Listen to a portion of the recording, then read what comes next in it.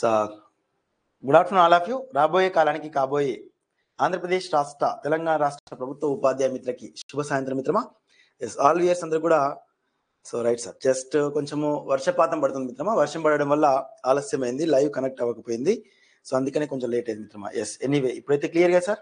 Right, so live and record class చూస్తున్నాం కదా. Yes మిత్రమా, సో మార్నింగ్ నుంచి ఒకటే ఇబ్బంది. సో మనకి ఒక ప్లాన్ ప్రకారంగా ముందుకెళ్దాం మిత్రమా. మీకు కూడా ఇబ్బంది లేకుండా నేను మ్యాక్సిమం వీలైనంత వరకు ఒక టైం టేబుల్ పెడతాను. సో మార్నింగ్ సెషన్లో టెస్ట్ సిరీస్ సంబంధించిన ఎక్స్ప్లెనేషన్ పెడదాం. ఆఫ్టర్నూన్ సెషన్కి వచ్చేటప్పటికి మన యొక్క వీడియో క్లాసెస్ ఏర్పాటు చేసుకుందాం.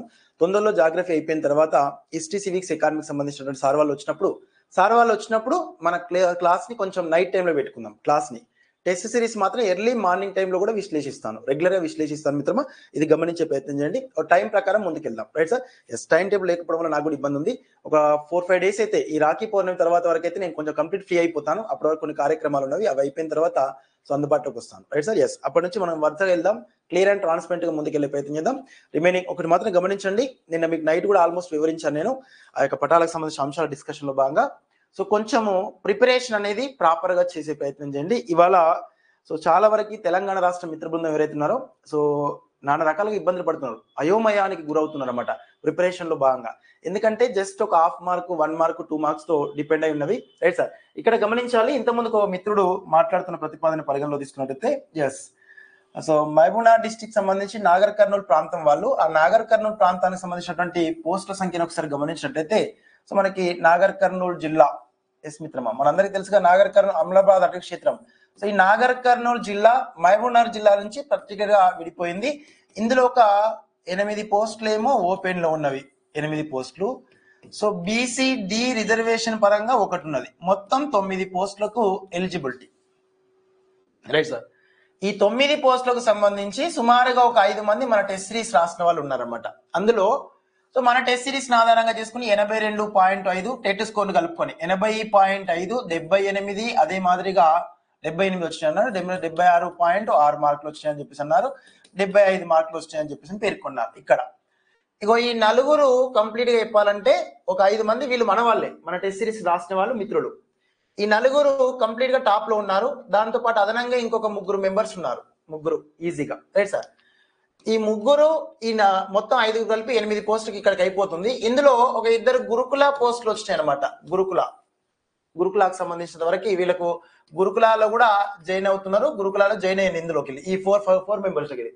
వీళ్ళు గురుకులాకు పోతారా పోరా అనే విషయం క్లారిటీ లేదు. Right sir. అంటే గురుకులాన్ని వదిలిపెట్టుకుంటారా, స్కూల్ అసిస్టెంట్ సోషల్ వదిలిపెడతారా అని క్లారిటీ లేదు. ఈ 9 పోస్టులలో ఈయన బీసీ-డి అయిన 75 మార్కుల వరకు వచ్చినాయి. Right sir. ఈయన ఈ 4 + 3 7 మంది అయిపోయిండ్రు. 7 మంది ప్లస్ ఈయన చూసుకుంటే 8వ మంది. ఇంకొక పోస్ట్ ఉంటుంది. కాకపోతే ఈ స్కోర్ తెలిసిన వాళ్ళది, తెలియని వాళ్ళు ఇంకెంతమంది ఉన్నారు అన్న విషయం గమనిస్తే ఇందులోకి ఏమైనా కొత్తోడు వచ్చినా లేదా వీళ్ళకి గురుకులాకు పోకపోయినా సో కంప్లీట్ గా ఇంకో 2 కానీ ఒకరు కానీ కొత్తోడు వచ్చినా ఈ 75 మార్కులు ఉన్నోనికి, 76 మార్కులు ఉన్నోనికి వాళ్ళ జీవన విధానంలో ఈ రోజు మార్నింగ్ నుంచి తినడానికి తిండి పోవట్లేదు, లోపలికి కంటి మీద కొనుక్కు రావట్లేదు. రాత్రి నుంచి ఈ 75 నుంచి 76 మార్కులు కంప్లీట్ గా చదివి పెట్టాడు. రిమైనింగ్ ఆల్మోస్ట్ హార్డ్ వర్క్ చేశాడు, అన్ని చేసిండు. వీళ్ళొకళ్ళ గురుకులాకు పోకుండా కంప్లీట్ గా డిఎస్సి వైపే వస్తే ఈయన లాస్ట్ లో ఉంటాడు. 1/2 మార్క్ తో 0.5 మార్క్ తోటి ఈయన జాబ్లు పోయే అవకాశం ఉంది. సార్ ఏం చేయమంటున్నాను అని చెప్పేసి ఒత్తిడికి లోనవుతున్నాడు విత్ ప్రిపరేషన్. Right sir. కాబట్టి ఇక్కడ 100 మార్కుల క్వశ్చన్ పేపర్ దృష్ట్యా డిఎస్సిని ప్రామాణికంగా చేసుకొని మనం 80+ లో ఉంటే సేఫ్ జోన్. 80+ లో ఉంటే ఈ 80 పైన ఉన్న వాళ్ళంతా కూడా ప్రామాణికంగా చెప్పాలనుకుంటే సుమారు ఒక 1 year ప్లస్, 1 సంవత్సరం ప్లస్ నుంచి ప్రిపరేషన్ ఉన్నారు మిత్రమా. అందులో ప్రాపర్ వేలో మెటీరియల్ తీసుకొని ప్రాపర్ వేలో ప్రిపరేషన్ ఒక ప్లాన్ క్రియేట్ చేసుకుని వాళ్ళంతా వాళ్ళు ఒక ప్లాన్ క్రియేట్ చేసుకొని టెస్టులు రాసుకుంటూ ఆ టెస్ట్ లో వచ్చే స్కోర్ను బట్టి కంప్లీట్ గా రెక్టిఫై చేసుకుంటూ వీళ్ళు ముందుకు వెళ్ళడం జరుగుతుంది. అలా ఇగో వీళ్ళంతా కూడా ఆల్మోస్ట్ మనలు ఈ పిల్లగాడు ఇప్పుడు ఇంతకుముందు కాల్ చేశాడు, వ్యవహారిక జీవితంలోకి అడుగు పెట్టిండు. 1 సంవత్సరం నుంచి స్కూల్కు ఎటు పోకుండా కంప్లీట్ గా ప్రిపరేషన్ అవుతూ వస్తుండు. ఈ 75 మార్కులు ఉన్నోనికి ఇప్పటికీ వీళ్ళు 5 + 3 8 మంది ఉన్నారు. ఇంకొకటి ఎవరైనా కొత్తోడు వస్తే 9 మంది, వీళ్ళకి 9 పోస్టులు కంప్లీట్ అయిపోతుంది. Right sir. ఈ పైన ఉన్నటువంటి వీళ్ళలో ఇంకెవరైనా కొత్తోళ్ళు 2 వచ్చినప్పుడు ఈయన పోతాడు. Right sir. ఆ 2 వచ్చినప్పుడు ఈయన పోతాడన్న భయం ఉన్నది. రిమైనింగ్ ఈయన పోకుండా ఉండడం కోసం ఈ పైన ఉన్న 3 గురుకులా వచ్చినాయి వాళ్ళకి. వాళ్ళు గురుకుల ఆల్రెడీ అపాయింట్మెంట్ తీసుకున్నారు. వాళ్ళ కనుక గురుకులాకి పోతే నో ప్రాబ్లం, గురుకులాకి పోకుండా డిఎస్కే వస్తే మాత్రం ఈయన లీడింగ్ లో ఉంటాడు, లాస్ట్ మూమెంట్ లో వస్తుందా రాదనే విషయం కంప్లీట్ గా భయాందోళనలో లోనవుతున్నాడు. అలాంటి స్థాయి అట్లాంటి సిచ్యువేషన్లు ఎదురు కాకుండా ఉండడం కోసం మాక్సిమం వీలైనంత వరకు మన టార్గెట్ 80 ప్లేస్ లో ఉంటట్టు చూసుకోవాలి. ఎనీ జిల్లా, ఏ జిల్లా అయినా పర్లేదు మిత్రమా, 80 ప్లేస్ లో ఉంటట్టు చూసుకునే ప్రయత్నం చేయండి. అది మీ ప్రిపరేషన్ లో భాగంగా. సో టెట్ లో నన్ను అడిగితే 110 కంటే ఎక్కువ ఉండాలి, రైట్ సార్. డిఎస్సికి వచ్చేటప్పటికి మనకి 80 మార్కులకు గాను 160 ప్రశ్నలు ఉంటే 159 ప్రశ్నలు మన టార్గెట్. ఆ ఒక్క ప్రశ్న, సో అందులో ఉన్నటువంటి స్పెల్లింగ్ మిస్టేక్ ఆధారంగా తీసుకుని ప్రశ్నే రాంగ్ వచ్చింది, లేకపోతే దాన్ని కూడా ఆన్సర్ పెట్టేవాళ్ళం. అవి అంతే కాన్ఫిడెంట్ తో ముందడుగేసే ప్రయత్నం చేయాలి. సో ఆ తరహాలో మనం మన యొక్క ప్రిపరేషన్ కొనసాగించాలి, రైట్ సార్. సో నాదేముంది సార్, కేవలం నేనేం చేస్తా అంటే, సార్ మేము తిరుపతికి పోవాలి అని మీరు నా దగ్గరికి వచ్చి అడిగినప్పుడు, నన్ను రిక్వైర్ చేసినప్పుడు, తిరుపతికి పోవాలంటే సార్ మీరున్న ఏరియాస్ నుంచి మనకి బస్ సర్వీస్ ఒకటి ఉంది, ఒక సర్వీస్ బస్ సర్వీస్ ఒకటి ఉంది, దాంతో పాటు ఒకటి ట్రైన్ సర్వీస్ ఒకటి ఉంది, దాంతో పాటుగా అంటే ఎయిర్వే సర్వీస్ కూడా ఒకటి ఉంది. ఈ మూడింటి ద్వారా దేనికి ఎక్కువ టైం పడుతుంది, దేనికి తక్కువ టైం పడుతుంది, దేనికి ఎక్కువ ఖర్చు అవుతుంది, దేనికి తక్కువ ఖర్చు అవుతుంది అని చెప్పేసి. సో కేవలం నేను ఇక్కడ తిరుపతి పోవడం కోసం, మీ టార్గెట్ రీచ్ అవ్వడం కోసం రూట్ మ్యాప్ ను మాత్రమే డిజైన్ చేసి, మీరు ఏ తరహాలో పోతే, బస్సుకు పోతే టైం ఎక్కువ పడుతుంది, ఛార్జ్ తక్కువ ఉంటుంది, ట్రైనింగ్ పోతే తక్కువ ఛార్జ్ ఎక్కువ టైం పడుతుంది, సో ఎయిర్వే సర్వీస్ ఎక్కువ ఛార్జ్ పడుతుంది, తక్కువ టైంలో వెళ్తాం. కాబట్టి ఇట్లా ఏ రూట్ లో వెళ్ళాలనే విషయాన్ని మీరు ఎంచుకున్న టార్గెట్ ఆధారంగా నేను రూట్ మ్యాప్ డిజైన్ చేస్తాను, దేనికి ఎక్కువ టైం, దేనికి తక్కువ టైం పడుతుంది. కానీ తిరుపతికి పోయి దేవుని దర్శనం చేసుకోవాల్సిన బాధ్యత మీదే, రైట్ సార్. ఒకటి, పోయే నేపథ్యంలో ఏ రూట్ లో పోవాలనే విషయం నేను 3 రూట్లు చెప్తాను, అందులో ఏది మీకు సానుకూలంగా ఉంటే దాన్ని ఎక్కువ మొత్తంలో చోటు చేసుకోవాలి. నెక్స్ట్ రిమైనింగ్, ఇక్కడ తిరుపతికి పోవాలనేటటువంటి టార్గెట్ లేకుండా మనం తిరుపతికి పోవాలనే టార్గెట్ పెట్టుకొని వైజాగ్ పోయేటటువంటి ట్రైన్ ఎక్కితే మాత్రం మనం అనుకున్న టార్గెట్ రీచ్ అవ్వలేదు. కాబట్టి ప్రిపరేషన్ లో నువ్వు ఎటువైపు అయితే రూట్ మ్యాప్ పెట్టుకున్నావో అదే రూట్ మ్యాప్ వెళ్ళాలి, రైట్ సార్. ఇక్కడ కొంతమంది మిత్రులు ఏం చేశారంటే, తెలంగాణలో చేసిన మిత్రులు జాబ్ క్యాలెండర్ వచ్చింది, అన్ని సబ్జెక్ట్ సంబంధించిన అంశాలు ఏర్పాటు చేశారు, అంటే అన్ని పోస్టులు ఏర్పాటు చేశారు. వీళ్ళకి ఫస్ట్ టెట్ అయిపోయిన తర్వాత నూతన గవర్నమెంట్ రాగానే డిఎస్సి అనౌన్స్మెంట్ చేసింది, తదుపరి డిఏఓ ఎగ్జామ్స్ సంబంధించిన డేట్స్ ఇచ్చింది, తర్వాత హాస్టల్ వెల్ఫేర్ సంబంధించిన ఎగ్జామ్స్ డేట్స్ ఇచ్చింది, తర్వాత గ్రూప్ 1 సంబంధించినటువంటి గ్రూప్ 1 ఫిలిమ్స్ సంబంధించినటువంటి ఎగ్జామ్ పెట్టింది, దీంతో పాటుగా గ్రూప్ 2 కి సంబంధించిన డేట్స్ ఇచ్చింది, దాంతో పాటుగా గ్రూప్ 3 సంబంధించిన డేట్స్ ఇచ్చేసింది, రైట్ సార్. ఈ అన్ని ఎగ్జామ్ లో భాగంగా ఈ టెట్ డిఎస్సి మిత్ర బృందం అన్నిటికీ ప్రిపేర్ అవుతూ వచ్చాను, అన్ని అటెంప్ట్ చేసుకుంటూ ముట్టించుకుంటూ వచ్చింది అనమాట, రైట్ సార్. ఎవరైతే కేవలం టెట్ డిఎస్సి మిషన్ ని కంప్లీట్ గా దీని మీదే కాన్సన్ట్రేషన్ పెట్టి 1 year నుంచి ప్రిపేర్ అవుతూ వచ్చిండ్రో, వాళ్ళు ఈ రోజు అపాయింట్మెంట్ లెటర్ తీసుకోవడానికి సిద్ధంగా ఉన్నారు, రైట్ సార్. ఇవన్నీ ముట్టించుకుంటూ పోతున్న వాళ్ళు ఎవరైతే ఉన్నారో వీళ్ళు కొంతవరకు సబ్జెక్ట్ రివిజన్ కాలేదు, రివిజన్ చేయలేకపోవడం వల్ల 1.5 మార్కుతో వాళ్ళు కట్ ఆఫ్ కి దూరం అయ్యేటువంటి ప్రమాదంలో ఉన్నారన్నమాట. కాబట్టి మీరు ఆ పొరపాటు చేయకండి. వచ్చే టెట్ కమ్ డిఎస్సి దృష్ట్యా, సో మనకు టైం ఇచ్చారు కంప్లీట్ గా, కాబట్టి ఇచ్చినటువంటి ఈ పోస్ట్ దృష్ట్యా కేవలం ఒకటే దాన్ని తీసుకోండి, దాన్ని ప్రామాణిక చేసుకొని పోండి, 100% మనం గెట్ అవ్వచ్చు, రైట్ సార్. ఇది గమనించే ప్రయత్నం చేయాలి, రైట్ సార్. ఎస్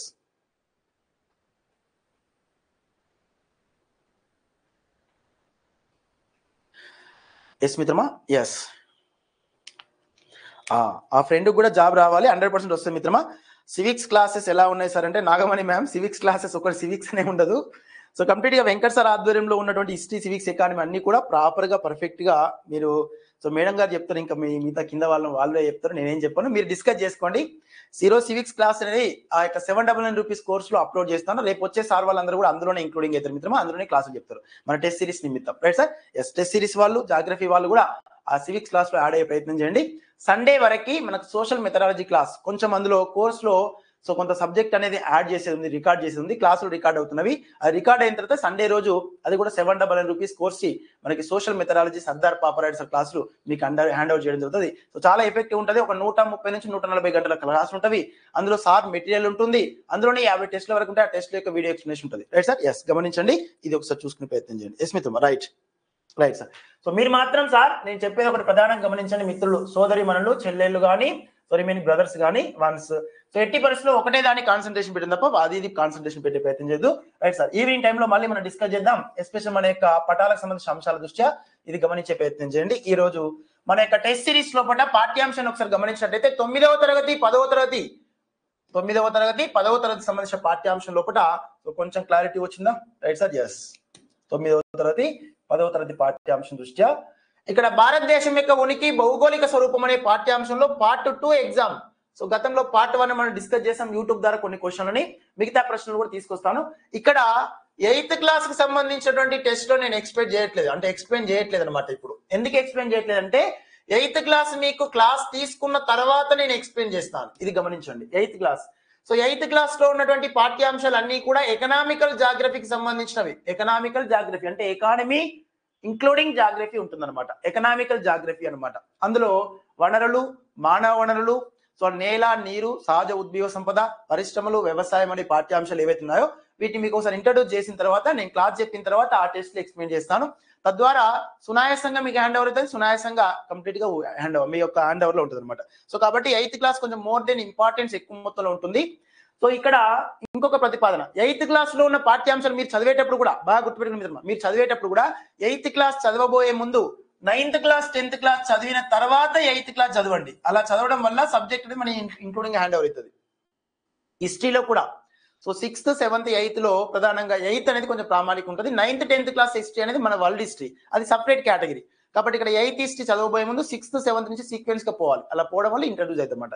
ఇక్కడ 8th మాత్రం జాగ్రఫీ క్లాస్ చెప్పిన తర్వాత డిస్కస్ చేస్తాం మిత్రమా. 9, 10 అయిపోయిన వాడు ఈ 2-3 రోజుల్లో 8th క్లాస్ కూడా మీకు ఇంట్రడ్యూస్ చేస్తాను. కంప్లీట్ గా ముందుకెళ్దాం. ఈ రోజు 7th క్లాస్ అయిపోతే 8th క్లాస్ ఇంట్రడ్యూస్ చేస్తాను. 8th క్లాస్ 3-4 డేస్ లో అయిపోయేటప్పటికి కొంచెం ఎక్కువ టైం తీసుకున్నాను, ఓవర్ టైం తీసుకొని కంప్లీట్ చేస్తాను. మీకు ఇన్ టైమ్ లో మీ ప్రిపరేషన్ దోహదపడే విధంగా 10th క్లాస్ వరకు ఇన్ టైం లోపల, ఇన్ సెప్టెంబర్ మాసం లోపల కంప్లీట్ చేస్తాను అన్ని సోషల్ సబ్జెక్ట్ మొత్తం కూడా. ఇంటర్మీడియట్ కూడా స్టార్ట్ చేసుకుందాం. ఇంటర్మీడియట్ జాగ్రఫీ మాత్రం మీకు ఇటీవల కాలంలోనే అప్లోడ్ అవుతుంది. Intermediate first year second year రెండు కూడా అప్లోడ్ అవుతుంది. మీకు రివిజన్ కి ఎక్కువ మొత్తంలో టైం ఉండేటట్టుగా. ఓకేనా? Right sir? ఎస్, ఇది గమనించండి. ఎస్ మిత్రమా? Okay right sir. Yes Suresh garu, only social methodology మాత్రమే 700 ఉంటుంది సార్. సార్ ఇక్కడ గమనించాలి. ఎందుకు అని అంటే సార్, బయట సార్ క్లాస్ తీసుకుంటే వెంకట్ సార్ కానీ బయట ఏ సార్ తీసుకున్నా కూడా క్లాసుల నిమిత్తం వన్స్ బయట ప్రపంచం లోపల ఒక గంటకి 2500 2000 రూపాయలు తీసుకుంటారు సార్. అట్లాంటి సార్ వాళ్ళ ద్వారా మన క్లాసులు చెప్పించుకోవాలన్నప్పుడు కొంత మనం వేచించాలి, తప్పదు మిత్రమా. సో ఇక్కడ 2000 రూపాయల గురించి ఆలోచించొద్దు. 65 రూపాయలు, 65,000 అంటే 60,900 రూపాయల సాలరీ, ఫస్ట్ సాలరీ గురించి మాత్రమే ఆలోచించాలి sir. SA social, school assistant social, Andhra Pradesh government నీకు జాబ్ ఇచ్చిన తర్వాత, పోస్టింగ్ ఇచ్చిన తర్వాత 60,900 రూపాయలు సో బ్యాంక్ లో క్రెడిట్ అవుతుంది. ఇది గమనించండి. ఈ ఒక్కటే గుర్తు పెట్టుకోవాలి, 60,900 రూపాయలు. Right sir? School assistant social విషయంలో. సో ఇందులో ఒక 2000 రూపీస్ మన Venkat sir online class app కి హెచ్చించండి. 100% ఇది ఒక్కటి రిసీవ్ చేసుకునే అవకాశం ఉంటుంది. Right sir? సో కేవలం నా కోసం ఒక 6 నెలల టైం కేటాయించండి. 6 నెలల టైం తో పాటు ఒక 2000 రూపాయలు మన యాప్ యొక్క మీరు పొందేటటువంటి టెక్నికల్ సాంకేతిక పరిజ్ఞానం నిమిత్తం హార్డ్ వర్క్ చేయండి. ఇది కేటాయించి. Right sir? ఒకటి 299 రూపీస్ జాగ్రఫీ కోర్స్, ఒకటి 799 రూపీస్ కంప్లీట్ గా టెస్ట్ మన యొక్క సోషల్ కంటెంట్ కోర్స్. ఇది సోషల్ కంటెంట్ విషయంలో ఇంటర్మీడియట్ వరకు 299, 799 రూపీస్. దాంతో పాటు ఒక 599 రూపీస్ ఆల్ సబ్జెక్ట్ యొక్క test series, all subjects test series complete గా అన్ని టెస్ట్లే ఉంటవి ఇందులో. రిమైనింగ్ ఒక 799 రూపీస్ కంప్లీట్ గా మనం ఏమంటున్నాం సార్, సోషల్ మెథడాలజీ కోర్స్. ఇది సండే రోజు ఇంక్లూడింగ్ అవుతుంది మీకు. Right sir? ఇగో మీరు పెట్టేది ఇది. ఇందులో సో ఇక్కడ గమనించడం 800 ప్లస్ 300 1100 ప్లస్ 600 16 1700 1700 ప్లస్ అదే మాదిరిగా 800. Right sir? సో గమనించండి మిత్రమా, 2500 2500 రూపాయలతోటి మీరు కంప్లీట్ సోషల్ ని, డిఎస్సి సోషల్ ని క్రాక్ చేయొచ్చు బయటి ప్రపంచంతో పోల్చుకుంటే. ఇది మనకున్న ప్రతిపాదన. Right sir? ఇందులో సోషల్ మెథడాలజీ పరిగణలో తీసుకొని సో మీరు వ్యక్తిగతంగా బయట ప్రపంచంలో ఏమైనా తీసుకున్నా నో ప్రాబ్లం. మనకైతే సోషల్ టెస్ట్ సిరీస్ ఒకటి ప్రామాణికంగా, దాంతో పాటు సోషల్ కంటెంట్ ఇంటర్మీడియట్ వరకు అనేది ప్రామాణికంగా రిసీవ్ చేసుకోండి. Right sir? దీనివల్ల మీకు మాత్రం ఎక్కువ మొత్తంలో ఉపయుక్తమైతే మిత్రమా. ఇది నేను ఇచ్చిన ప్రతిపాదన. Right sir? ఎస్. ఇక ప్రశ్నలు నావి, సమాధానాలు మీవి. మేము ముందుకెళ్లే ప్రయత్నం చేద్దాం. Yes sir? Right. Yes, methodology already recorded classes record అయి ఉంటాయి మిత్రమా. ఎస్, అందుకే రికార్డ్ చేసినప్పుడు రికార్డ్ అయి ఉంటుంది. ఓకేనా? Right sir? కొంచెం సమయం లేదు, టైం అయిపోతుంది మిత్రమా. సో మీతోటి ఇక ఎక్కువ మొత్తంలో కొంచెం ఫాస్ట్ గా ముందుకెళ్లే ప్రయత్నం చేద్దాం. సో ప్రశ్నలు నావి, సమాధానాలు మీవి. సమాధానాలు మీరే చెప్పాలి. ముందుకెళ్లే ప్రయత్నం చేద్దాం. Yes sir? కొంచెం షేర్ చేయండి వాళ్ళకి వీళ్ళకి కొంచెం ప్లీజ్. Right sir? ఎస్, గమనించండి. Right sir? ఎస్, చెప్తుండ్రా సివిక్స్ సార్ క్లాస్ కానీ, నేను వెంకట్ సార్ క్లాస్ కానీ ఎలా ఉందని చెప్పేసి. సో అందరం కలిసి ముందుకెళ్దాం. రైట్ మిత్రమా? కంటెంట్ మాత్రం రిసీవ్ చేసుకోవాలి సార్. మనం సార్ ఎలా ఉన్నాడు, అలా ఉన్నాడు, ఇలా ఉన్నాడు విషయం పక్కన పెట్టండి. సో వాయిస్ గురించి కూడా సార్తో ప్రస్తావన చేశాను. ఆల్మోస్ట్ మీకు ఎక్కువ మొత్తంలో ఇంక్లూడింగ్ అయ్యే విధంగా ఉంటుంది. కంటెంట్ ఇంకా ఎక్కువ మొత్తంలో అందించమని చెప్పాను సార్. ఎగ్జామ్ పాయింట్ ఆఫ్ వ్యూలో మనం అందరం కలిసి ముందుకెళ్దాం. Right sir? క్రింద ఇవ్వబడిన 4 ప్రత్యామ్నాయముల నుండి సరైన సమాధానాన్ని ఎంచుకోండి అన్నాడు. క్రింద ఇచ్చినటువంటి ప్రత్యామ్నాయ అంశాల నుండి సరైన సమాధానం ఎంచుకోండి. క్రింది వారిలో ఏ రాష్ట్రం గుండా కర్కాటక రేఖ ప్రయాణించదు అన్నాడు. క్రింది వారిలో ఏ రాష్ట్రం గుండా కర్కాటక రేఖ ప్రయాణించదు అని పేర్కొన్నాడు మిత్రమా. మనకి కర్కాటక రేఖ ప్రయాణించేట రాష్ట్రాలను ఒకసారి గమనించినట్టయితే మిత్రమా, కర్కాటక రేఖ ప్రయాణించేట రాష్ట్రాల యొక్క జాబితాను ఒకసారి గుర్తించండి సార్. ఇగో ఇటీవల కాలంలో మన రీసెంట్ గా కూడా వీళ్ళని కూడా అడిగాడు ఒక ప్రశ్న. కొంచెం ప్రశ్న పత్రాన్ని గమనించాలి, మీరు గాబరపడద్దు. చాలా మంది ప్రశ్న పత్రంలో ఉన్న ప్రశ్నలు సరైన విధంగా చదవకపోవడం వల్ల చాలా వరకు ప్రశ్నలు అనేవి కోల్పోవడం జరిగింది. మీకు లాస్ట్ మూమెంట్ లో డిస్కస్ చేస్తాను. వాళ్ళు పెట్టినటువంటి ప్రశ్నలు ఏ ప్రశ్నలు ఉన్నవి, ఎలాంటి అంశాలు వచ్చిన విషయం ఈ యొక్క వాట్సాప్ ద్వారా మీకు ఒకసారి చూపిస్తాను. రైట్ సార్, మన యొక్క టెస్ట్ సిరీస్ లో కొన్ని ప్రశ్నలు డిస్కస్ చేసిన తర్వాత లాస్ట్ లో చూపిస్తాను, ఒకసారి గమనించండి మిత్రమా. ఇది మన భారతదేశం యొక్క ప్రధాన భూభాగం మిత్రమా. ఈ భారతదేశం యొక్క ప్రధాన భూభాగం లోపల రైట్ సార్ మనకి కర్కాటక రేఖ అక్షాంశాల పరంగా భారతదేశం అనేది ఉత్తరార్ధగోళంలో విస్తరించినది.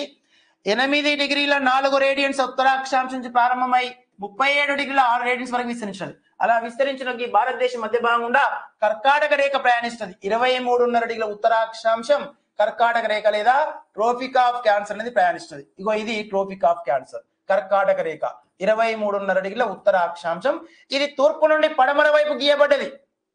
కాబట్టి అక్షాంశాల పరంగా కర్కాటక రేఖ భారతదేశంలో ప్రయాణించే రాష్ట్రాల యొక్క వరుస క్రమం తూర్పు నుండి పడమర అన్నప్పుడు తదుపరి మొదటగా మిజోరాం, త్రిపుర, పశ్చిమ బెంగాల్, జార్ఖండ్, ఛత్తీస్గఢ్, మధ్యప్రదేశ్, రాజస్థాన్, గుజరాత్ అవుతుంది. అలా గుజరాత్, రాజస్థాన్, మధ్యప్రదేశ్, ఛత్తీస్గఢ్, జార్ఖండ్, వెస్ట్ బెంగాల్, త్రిపుర అండ్ మిజోరాం.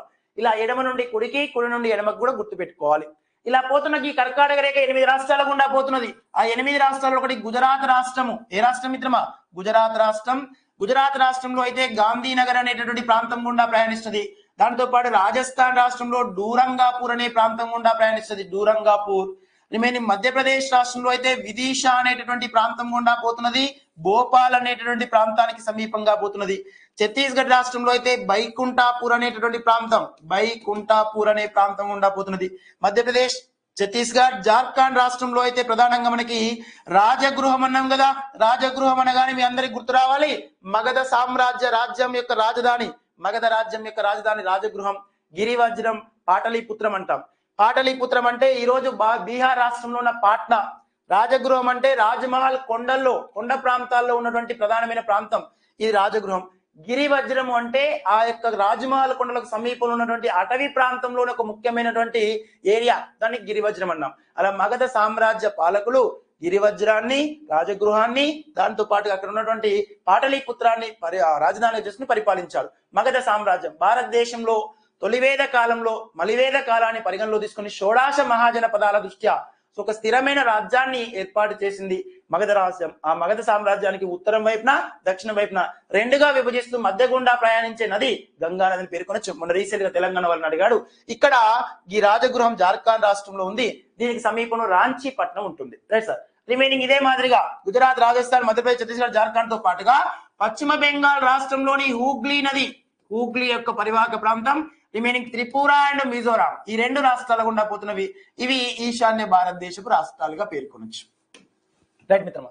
దీంతో పాటుగా ఇంకా కొంతవరకు మన ప్రీవియస్ ప్రశ్న పత్రాల నిమిత్తం మిత్రమా, ఇగో మాహి, సబరమతి, మాహి, సబరమతి, బెట్వా, అదే మాదిరిగా ఖేన్, అదే మాదిరిగా చంబల్, బెట్వా, చంబల్. Right sir. తర్వాత హూగ్లీ నది, ఇగో ఈ హూగ్లీ నది. తదుపరి దామోదర్ నది. Right sir. ఈ నదులన్నింటినీ ఖండించుకుంటూ ప్రయాణిస్తుంది ఈ కర్కాటక రేఖ. అలా కర్కాటక రేఖ మాహి, సబరమతి, చంబల్, బెట్వా, కేన్, హూగ్లీ, దామోదర్ నదులను ఖండించుకుంటూ ప్రయాణిస్తుంది. ప్రీవియస్ మన డిఎస్సి లో అడిగినటువంటి ప్రశ్న దృష్టి గమనిస్తుంది మిత్రమా. ఇగో ఈ మాహి నదిని మన యొక్క భారతదేశపు కాంగో రివర్ అని పేర్కొంటారు. భారతదేశపు కాంగో రివర్. ఎందుకు అంటే కాంగో నది పరివాహక ప్రాంతంలో నివసించే ట్రైబల్స్ ఏమన్నా మనం పిగ్మీలు అన్నాం. ఈ పిగ్మీలు అనేవారు కాంగో నది పరివాహక ప్రాంతం భూమధ్య రేఖ మండల ప్రాంతానికి చెందిన శీతోష్ణిలో ఉంటారని చెప్పాను. Right sir. రిమైనింగ్ అదే తరహాలోనే మిత్రమా, ఆ తరహాలోనే భారతదేశంలో ఎట్లయితే భూమధ్య రేఖను 2 సార్లు విభజించేటటువంటి ప్రధానమైన భూమధ్య రేఖను 2 సార్లు ఖండించేటువంటి నది కాంగో నది. ఆ తరహా భారతదేశంలో 2 సార్లు విభజించేది ఏం సార్? భూమిని 2గా డివైడ్ చేసేటటువంటి ప్రధానమైన అక్షాంశం ఏంటి మిత్రమా? భూమిని 2గా డివైడ్ చేసే ప్రధాన అక్షాంశం, భూమిని 2గా డివైడ్ చేసే ప్రధాన అక్షాంశం భూమధ్య రేఖ. అలాంటి భూమధ్య రేఖను 2 సార్లు ఖండించేది కాంగో నది. Right sir. ఆఫ్రికా ఖండం. ఇలా భారతదేశాన్ని 2గా డివైడ్ చేసి కర్కట రేఖ, కర్కట రేఖను 2 సార్లు ఖండించేది మాహి నది. అందుకే మాహి నదిని భారతదేశపు కాంగో రివర్ అన్నాం. కాంగో నది పరివాహక ప్రాంతంలో నివసించే ప్రజలని పిగ్మీలు అని పేర్కొన్నాం. అమెజాన్ నది పరివాహక ప్రాంతంలో నివసించే వాళ్ళని రెడ్ ఇండియన్స్ అని పేర్కొన్నాం. సో మోస్ట్ ఇంపార్టెంట్ గుర్తుపెట్టుకోవాలి. నెక్స్ట్ మీనింగ్ సబరమతి నది. సబరమతి నదిని ప్రీవియస్ ప్రశ్న ఏమడిగినంటే సబరమతి నదిని రామాయణంలో ఏమన్నారు అని.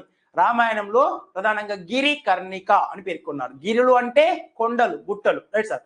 రాజస్థాన్ రాష్ట్రంలో ఉన్నటువంటి ఆరావళి పర్వత ప్రాంతాలలో ఉన్న జైపూర్ కొండలు ఏవైతున్నాయో ఆ కొండ ప్రాంతాల వద్ద జన్మించి తార్ ఏడారి గుండా కొంత ప్రవహిస్తూ జయసముద్రం అనే ఒక సరస్సును ఏర్పరిచి ఇది గుజరాత్ రాష్ట్రంలోని కంబట్ సింధు శాఖ వద్ద సంకలనం చెందే ప్రధానమైన నది ఏది అంటే మనకి ప్రధానంగా ఇక్కడ ఉన్నటువంటి ఈ యొక్క ఆరావళి పర్వతాల గుండా ప్రవహించే సబరమతి నది. అలా సబరమతి నది రాజస్థాన్, మధ్యప్రదేశ్, గుజరాత్ రాష్ట్రాల గుండా ప్రవహించి ఈ గుజరాత్ రాష్ట్రంలోని కంబట్ సింధు శాఖ వద్ద సంకలనం చెందుతుంది. అలా పోతున్న ఈ సబరమతి నది ఒడ్డున ఉన్న ముఖ్య పట్టణాలు, సబరమతి నది ఒడ్డున ఉన్న ముఖ్య పట్టణాలలో ఒకటి గాంధీనగర్ పట్టణం, ఇంకొకటి అహ్మదాబాద్ పట్టణం, రెండు కూడా సబరమతి నది ఒడ్డునవి. ఇవి ప్రీవియస్ డిఎస్సి ప్రశ్నలు.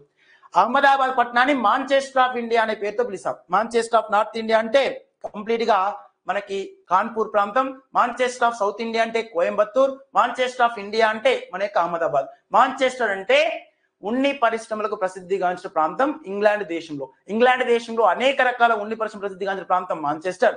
అలా మన భారతదేశంలో కూడా ఉన్ని ఉత్పత్తులు కానీ ఉన్ని పరిశ్రమలు ఎక్కువ సంఖ్యలో ఉన్న రాష్ట్రంగా మనకి కంప్లీట్ గా గుజరాత్ రాష్ట్రం అనేది మొదటి స్థానంలో ఉంది.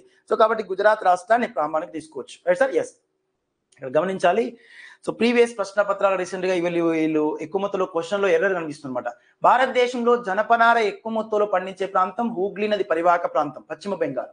ఆ హూగ్లీ నది పరివాహక ప్రాంతం ఏదైతుందో పశ్చిమ బెంగాల్, ఇది కూడా మనకి యొక్క కర్కట రేఖ సమీపంలో ఉంటుంది. ఈ హూగ్లీ నది పరివాహక ప్రాంతము రిష్రా అనే ప్రాంతం వద్ద పశ్చిమ బెంగాల్లోనే మనకు జనపనార పరిశ్రమ కేంద్రీకృతమైంది. భారతదేశంలో ప్రపంచ దృష్ట్యా ఉత్పత్తిలో జనపనార పరంగా మొదటి స్థానంలో ఉన్నది భారతదేశం, దాంతో పాటుగా బంగ్లాదేశ్, రైట్ సార్. ఎక్కువగా ఎగుమతి చేసేది మాత్రం బంగ్లాదేశ్ అనమాట. కానీ ఇక్కడ రెండవ స్థానంలో ఉన్నది బంగ్లాదేశ్. కానీ మనవాడు ఏం పెట్టాడంటే భారతదేశం అని ఇచ్చాడనమాట కీ పేపర్ లో, రెస్పాన్స్ షీట్ దృష్ట్యా. అట్లా రెస్పాన్స్ షీట్ లో కొన్ని ఎర్రర్స్ కనిపిస్తున్నాయి వాళ్ళకి. అవి మన జాగ్రఫీ దృష్ట్యా మనం డిస్కస్ చేసిన ఏరియాస్ మీకు ఎక్కువ మొత్తంలో ఉన్నవి, రైట్ సార్. మీకు ఆ ప్రశ్నలో చూపిస్తే దానికి మీకు ఆన్సర్ నాకు గుర్తించాలి, రైట్ సార్. ఎస్, ఎలా వచ్చిన ప్రశ్న. సబరమతి నది, బెట్వా, కేన్, చంబల్, ఈ మూడు నదులు భారతదేశంలో ఇక్కడ వింధ్యా పర్వతాలు కనిపిస్తున్నాయి కదా. ఈ వింధ్యా పర్వతాలు ఏవైతున్నాయో మిత్రమా, ఈ వింధ్యా పర్వతాలకి ఉత్తరం వైపు ఉన్నటువంటి ఏరియా మొత్తం కూడా కొంత స్లోప్ గా ఉంటది. అవతల వైపు అంతా స్లోప్ మెట్ల మాదిరిగా ఉంటుంది. ఇవతల వైపు అంతా కూడా పీఠ భూమి ప్రాంతం. అవతల వైపు అంతా మైదానం కదా. ఇక్కడ హిమాలయాలు ఉన్నవి, హిమాలయాలు, ఇక్కడ వింధ్యా పర్వతాలు. ఈ హిమాలయ పర్వతాలకి వింధ్యా పర్వతాలకు మధ్యలో ఉన్న ఈ భూభాగం అంతా కూడా ఏంటి సార్, మైదానంగా ఉంటుంది. కాబట్టి ఈ వింధ్యా పర్వతాల్లో వర్షపాతం నమోదైనప్పుడు అక్కడ జన్మించే చిన్న చిన్న జల ప్రవాహాలన్నీ కోతకు గురై అటువైపు మొత్తం కూడా కొట్టుకుపోతా ఉంటది. కొట్టుకుపోయి కొన్ని నదులు ఏర్పడవి. ఆ నదుల్లో చంబల్, బెట్వా, కేన్ నదులు అనేవి భారతదేశంలో ఉత్తరం వైపు ప్రవహించిన నదులకు ఉదాహరణ. ఈ మూడు నదులు ఉత్తరం వైపు ప్రవహించిన నదులు. అందులో చంబల్ నది ఒడ్డున మనకి కోటా పట్టణం ఉంటుంది, రైట్ సార్. ఈ మూడు నదుల్లో చంబల్ నది పరివాహక ప్రాంతంలో ప్రధానంగా మనకి ఖారేవాస్ నేలలు ఉంటవి. ఖారేవాస్ నేలలు అంటే ఎక్కువ మొత్తంలో అవనాళిక క్రమక్షయం చెందిన భూభాగాలు. మనకి ఇంటర్మీడియట్ లో కనెక్ట్ అవుతుంది. నెక్స్ట్ రిమైనింగ్ హూగ్లీ నది, ఇంతకుముందు చెప్పాం కదా. కలకత్తాలో పశ్చిమ బెంగాల్ రాష్ట్రం లోపల ఫరక్కా బ్యారేజ్ నిర్మిస్తాం మనం గంగా నది పైన ఫరక్కా బ్యారేజ్ నిర్మించిన తర్వాత, రైట్ సార్, గంగా నది పైన ఫరక్కా బ్యారేజ్ నిర్మించిన తర్వాత ఒక పాయ తూర్పు వైపు పోతుంది, ఇంకొక పాయ దక్షిణం వైపు పశ్చిమ బెంగాల్ కూడా వస్తుంది. పశ్చిమ బెంగాల్ కూడా దక్షిణం వైపు పోయే పాయనేమో హూగ్లీ నది అంటాం. తూర్పు వైపు పోయే గంగా నది యొక్క మరొక పాయనేమో పద్మా నది అంటాం. ఆ పద్మా నది బంగ్లాదేశ్ లో కూడా జమునా నదితో సంకలనం చెంది మేఘన అనే పేరుతో పిలుస్తాం. జమునా అంటే బ్రహ్మపుత్ర నది అనమాట. బ్రహ్మపుత్ర నదిని బంగ్లాదేశ్ లో జమునా అంటాం. అలా జమునా నది, పద్మా నది కలిసి మేఘన అనే పేరుతో బంగాళాఖాతంలోని సాగర్ దీవులో సంకలనం చెందుతుంది. ఇంకా మనం ముందు లెసన్ లో డిస్కస్ చేద్దాం. ఇక్కడ ఈ అన్ని ప్రతిపాదన దామోదర్ నదిని బెంగాల్ దుఃఖదాయిని అని పేర్కొన్నాం. ఈ దామోదర్ నది భారతదేశంలో పగులు లోయ గుండా తూర్పు వైపు ప్రవహించే నది. మొన్న రీసెంట్ గా వీళ్ళని అడిగారు సార్, భారతదేశంలో పగులు లోయ గుండా విదర్ధ ధరణి లోయలు మనకు ద్వితీయ శ్రేణి భూస్వరూపాల్లో భాగంగా ఉంటాయి. అలా సెకండరీ ల్యాండ్ ఫార్మ్స్ ద్వితీయ శ్రేణి భూస్వరూపాల్లో భాగంగా ఉన్నటువంటి ఈ భూకంపాల ద్వారా కానీ భూమి యొక్క అంతర్గత చర్యల వల్ల కానీ ఏర్పడేటువంటి పగులు లోయలు ఏవైతున్నాయో ఆ పగులు లోయల గుండా ప్రవహించే నదుల దృష్ట్యా మనకు నర్మదా నది, తపతి నది పశ్చిమ వైపు ప్రవేశినవి. తూర్పు వైపు ప్రవహించే ఏకైక నది దామోదర్ నది. దామోదర్ నదిలో ఎక్కువ మొత్తంలో పగులు లోయ గుండా ప్రవేశింది కాబట్టి ఈ తూర్పు వైపు పోతున్నటువంటి ఈ నదిలో మళ్ళీ దామోదర్ నది ఎక్కడ ఉంది సార్, గంగా నది యొక్క పరివాహక ప్రాంతంలో ఉన్న వల్ల కొంత ఎక్కువ వరదలు వచ్చి వనమట్టి క్షిపాలు కొట్టుకుపోయి పూటిక పేరుకపోయి ఎక్కువ వరదలు వచ్చేవి. ఆ వరదల వల్ల బెంగాల్ ప్రావిన్సెస్ పూర్తిగా వినాశనానికి కారణమయ్యేది కాబట్టి దీన్ని సారో ఆఫ్ బెంగాల్ అన్నాం, బెంగాల్ దుఃఖదాయిని అని పేర్కొన్నాం. అలా బెంగాల్ దుఃఖదాయిని దామోదర్, అస్సాం దుఃఖదాయిని మనకి బ్రహ్మపుత్ర, భారతదేశ దుఃఖదాయిని మనకి కోసి నది, ఆంధ్రప్రదేశ్ దుఃఖదాయిని బుడిమేరు, తెలంగాణ, ఆంధ్ర, హైదరాబాద్ దుఃఖదాయిని మూసీ నది, రైట్ సార్. ఈ తరహా కొన్ని దుఃఖదాయాలు కూడా గుర్తుపెట్టుకోవాలి. ఈ నదులని ఈ రాష్ట్రాలను ఖండించుకుంటూ మన కర్కాటక రేఖ ప్రయాణిస్తున్నది. అలా కర్కాటక రేఖ భారతదేశంలో 23.5 డిగ్రీల ఉత్తర అక్షాంశంగా పేర్కొంటాం. దీనికి ఉత్తరం వైపున ప్రాంతాన్ని అంతా సమశీతోష్ణ మండలం అంటాం, దక్షిణ వైపున ప్రాంతం అంతా కూడా ఉష్ణమండల ప్రాంతంగా పిలువబడుతుంది, రైట్ సార్. సో కాబట్టి ఇక్కడ క్వశ్చన్ రైట్ ఆన్సర్ ఒకసారి గమనించినట్లయితే, క్రింది వాణిలో ప్రత్యామ్నాయాల నుండి సరైన సమాధానం ఎంచుకోండి అన్నప్పుడు కింది వాళ్ళలో ఏ రాష్ట్రం గుండా కర్కట రేఖ ప్రయాణించదు అంటే, ఇగో రాజస్థాన్ రాష్ట్రం గుండా పోతుందా? రాజస్థాన్ రాష్ట్రం గుండా పోతుందా సార్? పోతుంది. ఛత్తీస్గఢ్, రాజస్థాన్ రాష్ట్రంలో డూరంగాపూర్, ఛత్తీస్గఢ్ రాష్ట్రంలో ఉన్నటువంటి బైకుంఠాపూర్, ఒడిశా రాష్ట్రం గుండా మనకి భారత ప్రామాణిక రేఖాంశం పోతుంది, 82.5 డిగ్రీల తూర్పు రేఖాంశం అనేది పోతుంది. త్రిపుర రాష్ట్రం కూడా పోతున్నది, రైట్ సార్. కాబట్టి ఇక్కడ పోనిది ఏదయ్యా అంటే ఒడిశా రాష్ట్రం. కాబట్టి question right answer is third option is question right answer. Yes మిత్రమా, కోడ్ గుర్తు పెట్టుకోండి సార్. మనకి మా గుజరాతీ పంచమి, నేను అనుకుంటున్నా మా గుజరాతీ పంచమి, ఇదొక్క కోడు. మరొకటి రామ జామి పత్రి గుచ్చ, ఇవి భారతదేశంలో కర్కట రేఖ పోతున్నటువంటి ప్రధానమైన రాష్ట్రాలు, రైట్ సార్. సో ఇందులోకి వెళ్ళి కొంచెం ఒక ఏరియా కొంచెం పొటెన్షియల్ ఏరియా, ఎక్కువ స్కోర్ వచ్చే అవకాశం ఉంటుంది. కాబట్టి గుర్తు పెట్టుకునే ప్రయత్నం చేద్దామా.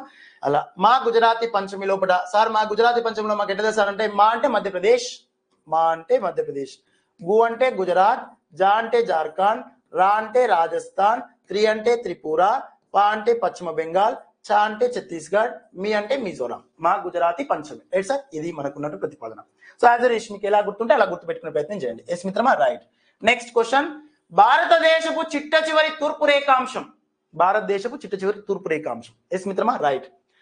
భారతదేశం యొక్క చిట్ట చివరి తూర్పు రేఖాంశం అని పేర్కొన్నాం కదా. ఇక్కడ భారతదేశం యొక్క చిట్ట చివరి తూర్పు రేఖాంశం, భారతదేశం రేఖాంశాల పరంగా చూసినట్లయితే మిత్రమా, రేఖాంశాల పరంగా భారతదేశాన్ని కనుక ఒకసారి మనం గమనించినట్లయితే 68.7 రేడియన్స్ వద్ద గుజరాత్ రాష్ట్రంలోని రాణా ఆఫ్ కచ్ అనే ప్రాంతం వద్ద ప్రారంభమై తూర్పున 97.25 రేడియన్స్ వరకు విస్తరించినది రేఖాంశాల పరంగా.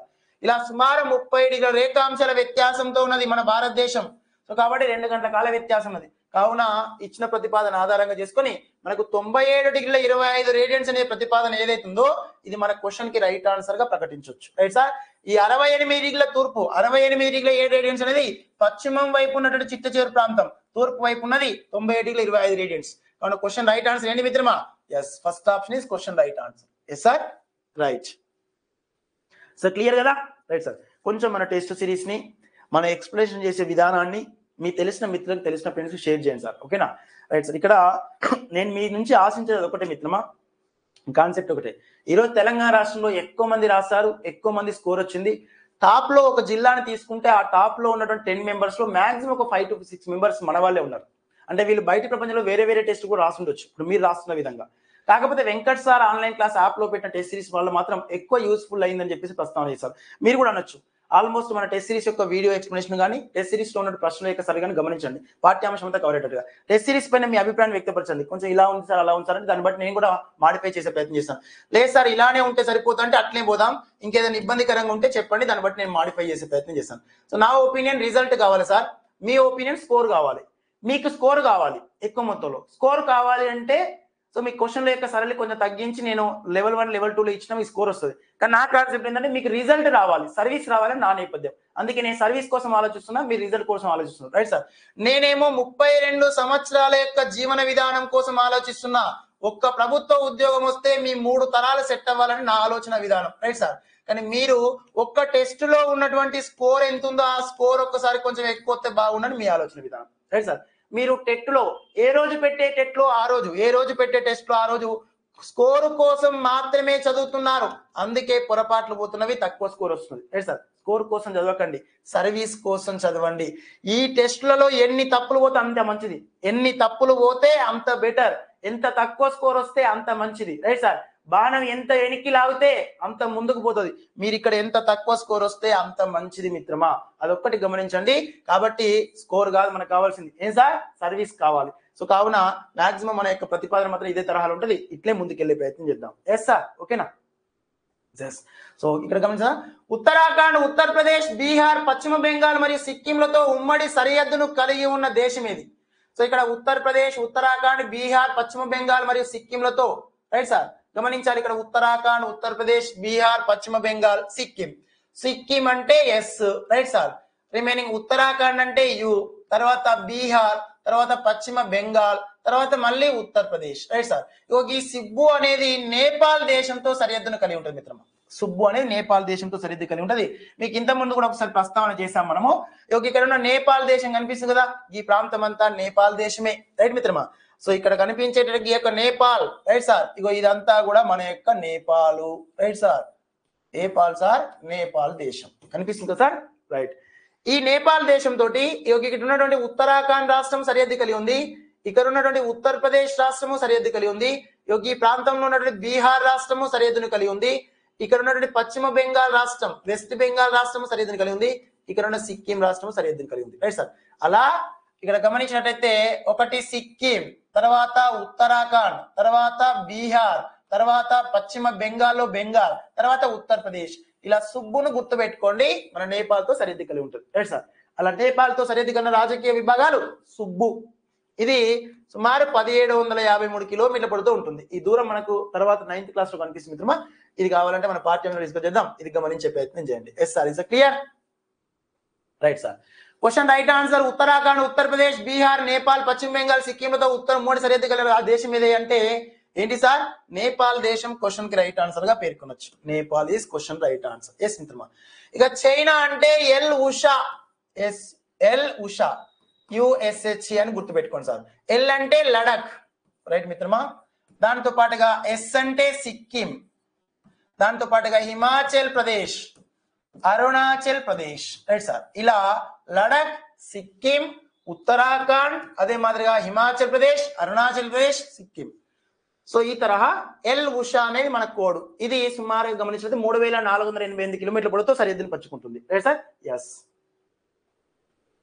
నెక్స్ట్ భూటాన్ 699 కిలోమీటర్ల పొడవుతో సరిహద్దు పంచుకుంటుంది మిత్రమా. ఇది అరుణాచల్ ప్రదేశ్ రాష్ట్రంతో, దాంతో పాటుగా అస్సాం రాష్ట్రంతో, సిక్కిం రాష్ట్రంతో, పశ్చిమ బెంగాల్ తో సరిహద్దు కలిగి ఉంటుంది. అలా అరుణాచల్ ప్రదేశ్, అస్సాం, సిక్కిం, పశ్చిమ బెంగాల్, ఏపీ, ఏఎస్పీ అనేది క్వశ్చన్ రైట్ ఆన్సర్ పేర్కొనవచ్చు. Next Myanmar. మయన్మార్ అనేది సుమారుగా మనకు 1643 కిలోమీటర్ల పొడవుతో సరిహద్దు పంచుకుంటుంది మిత్రమా. ఇది అరుణాచల్ ప్రదేశ్ రాష్ట్రము, నాగాలాండ్ రాష్ట్రము, మణిపూర్, మిజోరాం ఈ రాష్ట్రాలతో సరిహద్దు కలిగి ఉంటుంది. కాబట్టి క్వశ్చన్ లో అనామామి అనేది మన కోడ్, రైట్ సార్. ఈ తరహా ఇచ్చిన వారి దృష్ట్యా నేపాల్ అనేది సరైనది.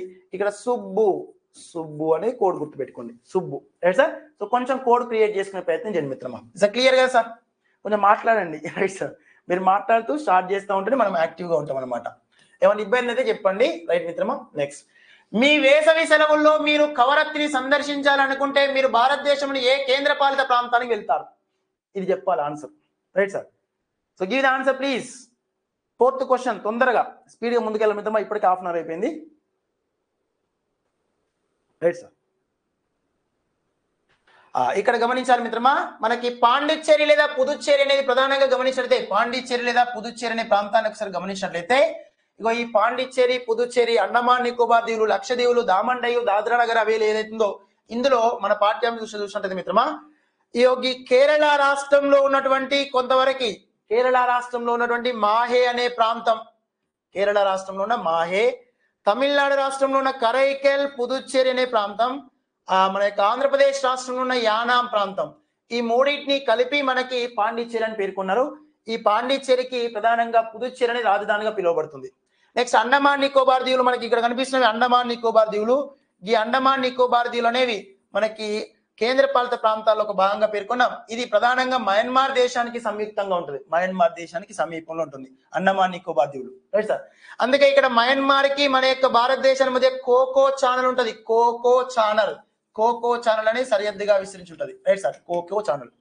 నెక్స్ట్ భారతదేశం దృష్ట్యా ఇంతకుముందు ఇచ్చిన దాద్రా నగర్ హవేలీ, డామన్ డయ్యు, ఈ ప్రాంతంలో దాద్రా నగర్ హవేలీ, డామన్ డయ్యు అనే కేంద్ర పాలిత ప్రాంతం భారతదేశంలో చిట్ట చివరగా ఏర్పడ్డ కేంద్ర పాలిత ప్రాంతం, భారతదేశంలో చిట్ట చివరగా ఏర్పడ్డ రాజకీయ విభాగం ఏదో అంటే దాద్రా నగర్ హవేలీ, డామన్ డయ్యు.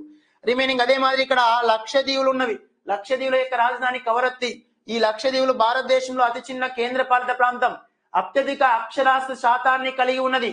ఎక్కువ స్త్రీ పురుష నిష్పత్తిని కలిగి ఉన్నది, అత్యధిక శాతం అడవులను కలిగి ఉన్నది. మొన్న రీసెంట్ డిస్కస్ చేసాం మన అడవులని పాఠ్యాంశంలో. అలాంటి లక్షద్వీపులలో మోప్లాలనే ట్రైబల్స్ ఉన్నారు. వ్యవసాయ ఆధారిత ముస్లింలనే మోప్లాలని పేర్కొన్నాం. లక్షద్వీపులకి కేరళ రాష్ట్రానికి మధ్య అవినాభావ సంబంధం ఉంటుంది. లక్షద్వీపుల యొక్క రాజధాని కవరత్తి. లక్షద్వీపులో పెద్ద దీవులు మినికాయ్ దీవులు, చిన్న దీవులు బెట్రా దీవులు. ఈ లక్షద్వీపులోనే అమీనీ దీవులో అత్యధిక వర్షపాతం ఉంది. అలాంటి లక్షద్వీపులు మనకి కవరత్తి అనే ప్రాంతము ఇటీవల కాలంలో వార్తలు వచ్చింది మిత్రమా. ఈ లక్షద్వీపులు అనేవి పర్యాటక ప్రాంతంగా అభివృద్ధి చెందబోతున్నది, రైట్ సార్. సో కాబట్టి ప్రశ్న నిమిత్తం ఆన్సర్ ఒకసారి గమనిస్తే మనకి కవరత్తిని మీ ఫ్రెండ్ కవరత్తిని మీ వేసవి కాలంలో కవరత్తిని సందర్శించాలనుకుంటే మీరు ఎక్కడికి పోవాలి సార్? లక్షద్వీపులకు పోవాలి కవరత్తిని సందర్శించాలంటే. మరి పుదుచ్చేరికి పోవాలంటే ఎక్కడికి పోవాలయ్యా? తమిళనాడు రాష్ట్రానికి భౌగోళికంగా సమీపం పోవాలి. కానీ పుదుచ్చేరి మనకు కేరళలో కొంత, ఆంధ్రప్రదేశ్ లో కొంత, తమిళనాడులో కొంత ఉన్నది. ఇది గమనించాలి. అండమాన్ నికోబార్ దీవుల యొక్క పోర్ట్ బ్లేయర్ కు పోవాలంటే ఎక్కడికి పోవాలి?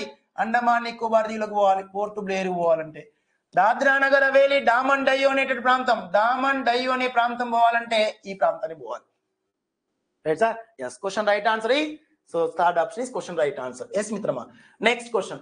నా స్నేహితుడు భారతదేశంతో భూసరిహద్దును పంచుకొని దేశం నుండి వచ్చాడు, ఆ దేశాన్ని గుర్తించండి అయ్యా. ఎస్, ఎట్లున్నాయి సార్ ప్రశ్నలు? ఎస్ మిత్రమా, సింగిల్ లైన్ ప్రశ్నలు కానీ కొంత అవగాహన నిమిత్తం ఏర్పాటు చేసాం. పాఠ్యాంశంలో కనిపిస్తాయి ఈ ప్రశ్నలు కూడా, right sir. Bhutan, Bangladesh, Tajikistan, Nepal అని పేర్కొన్నాం. భూటాన్, బంగ్లాదేశ్, తజికిస్తాన్, నేపాల్ అని పేర్కొన్నాం మిత్రమా.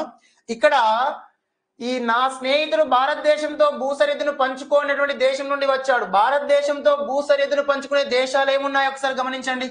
భారతదేశంతో భూ సరిహద్దును పంచుకునే దేశాలు ఏ ఏ దేశాలు ఉన్నాయో ఒకసారి గమనించుకుంటా పోతే, భారతదేశంతో భూ సరిహద్దును పంచుకునే దేశాలను ఒకసారి గమనించండి మిత్రమా. ఇక్కడ భారతదేశంతో భూ సరిహద్దును పంచుకునే దేశాలు, రైట్ సార్. ఎస్ మిత్రమా, రైట్. కొంచెము శ్రీలంక, రైట్ సార్. భారతదేశం చుట్టూ ఉన్న పొరుగు దేశాలలో భారతదేశానికి దక్షిణం వైపున సమీపంలో ఉన్న పొరుగు దేశం శ్రీలంక, భారతదేశానికి ఆగ్నేయ దిశలో ఉన్న పొరుగు దేశం ఇండోనేషియా, భారతదేశానికి తూర్పు వైపున భూ పరివేశమైన పొరుగు దేశం బంగ్లాదేశ్, ఇగో తూర్పు ఈశాన్య దిశలో ఉన్నది మయన్మార్, అదే మాదిరిగా ఒకసారి భూటాన్ దేశం, నేపాల్ దేశం, చైనా ఆధీనంలో టిబెట్, దాంతో పాటు ఆఫ్ఘనిస్తాన్, పాకిస్తాన్, ఇగో భారతదేశానికి నైరుతి దిశలో ఉన్న పొరుగు దేశం మాల్దీవులు. ఇవి భారతదేశం చుట్టూ ఉన్న పొరుగు దేశాలు. ఇందులో భారతదేశం చుట్టూ ఉన్నటువంటి పొరుగు దేశాలలో సుమారు 15,200 కిలోమీటర్ల పొడవు పాఠ్యాంశంలో ఇచ్చాడు. 15,106.7 కిలోమీటర్ల పొడవు ఇంటర్మీడియట్ లో ఉంటుంది, రైట్ సార్. ఇంటర్మీడియట్ లో 15,200 కిలోమీటర్ ఉంటుంది, పాఠ్యాంశంలో 15,106.7 కిలోమీటర్లు ఉంటుంది, రైట్ సార్. సో ఇందులో ఏ డేటా ఇచ్చినా కూడా సరైనదిగా పేర్కొనొచ్చు. ఎప్పుడైనా కూడా ఈ విలువలు మాత్రం క్లారిటీగా అడగడు మిత్రమా, ఇది గమనించాలి. ఇందులో భారతదేశం చుట్టూ ఉన్న పొరుగు దేశాల్లో ఒకటి పాకిస్తాన్, ఆఫ్ఘనిస్తాన్, నేపాల్, భూటాన్, మయన్మార్, బంగ్లాదేశ్ అనేవి భూ సరిహద్దు పంచుకుంటున్నవి ఇంత. సో అంటే ఫ్యాంటీరియల్ లెంత్ అనేది పెంచుకున్నవి. ఈ ఫ్యాంటీరియల్ లెంత్ ఎక్కువ ఉన్నది బంగ్లాదేశ్, తక్కువగా ఉన్నది ఆఫ్ఘనిస్తాన్. పాకిస్తాన్ తర్వాత ఆఫ్ఘనిస్తాన్ తర్వాత తజికిస్తాన్, తర్వాత కిర్గిస్తాన్, తర్వాత ఉజ్బెకిస్తాన్ అని ఉంటది. ఇవన్నీ ఇస్తాన్ ప్రాంతాలే, రైట్ సార్. వీటిని కూడా గుర్తుపెట్టుకోవాలి ఆర్డర్ ఆఫ్ ప్రియారిటీ దృష్ట్యా. ఇక్కడ గమనించినట్లయితే భారతదేశం చుట్టూ పొరుగు దేశాల్లో మరి భూటాన్ అనే దేశం సుమారు భారతదేశం తోటి 699 కిలోమీటర్ పొడవు సరిహద్దు కలిగింది. బంగ్లాదేశ్ 4,096 కిలోమీటర్లు. ఈ తజికిస్తాన్ అనేది పైన కనబడుతుంది, ఆఫ్ఘనిస్తాన్ పైన. ఈ నేపాల్ అనేది సుమారు 1,751 కిలోమీటర్ సరిహద్దు కలిగి ఉన్నది. కాబట్టి తజికిస్తాన్ అనేది కాదు, రైట్ సార్. మిగతా అన్ని కరెక్టే, రైట్ సార్. ఎస్. ఈ భారతదేశం చుట్టూ ఉన్న పొరుగు దేశాలని సార్ గమనించినట్లయితే మిత్రమా, ఇక్కడ మనం సో PAIN పెయిన్ అని పేర్కొనొచ్చు, పెయిన్ MBBS. ఇందులో ఈ భారతదేశం చుట్టూ ఈ పొరుగు దేశాలతో పాటు ఆఫ్ఘనిస్తాన్ దేశాన్ని కలుపుకొని వీటిని సార్క్ దేశాలని పేర్కొంటాం. సార్క్ కంట్రీస్, సార్క్ సభ్య దేశాలు 8 దేశాలు, రైట్ సార్. ఇందులో ఈ ఆఫ్ఘనిస్తాన్ కాకుండా ఉన్నటువంటి ప్రధానంగా పిన్ MBBS అనేది మన క్వశ్చన్ కి రైట్ ఆన్సర్ గా పేర్కొనొచ్చు. పిన్ MBBS అని భారతదేశం చుట్టూ ఉన్న పొరుగు దేశాలు, వీటిని భారత ఉపఖండపు దేశాలను కూడా పేర్కొనొచ్చు. భారత ఉపఖండపు దేశాలలో మనకు అన్ని దేశాలు ఉండవు, కేవలం 7 దేశాలు ఉంటాయి అనమాట, రైట్ సార్. ఎస్, ఆ 7 ఆఫ్ఘనిస్తాన్ కలుపుకొని మొత్తం 8 దేశాలు అయినవి, రైట్ సార్. ఇక్కడ ఇండోనేషియా, తూర్పున ఇంకా థాయిలాండ్ దేశం కూడా సరిహద్దును కలిగి ఉంటుంది, జల సరిహద్దును.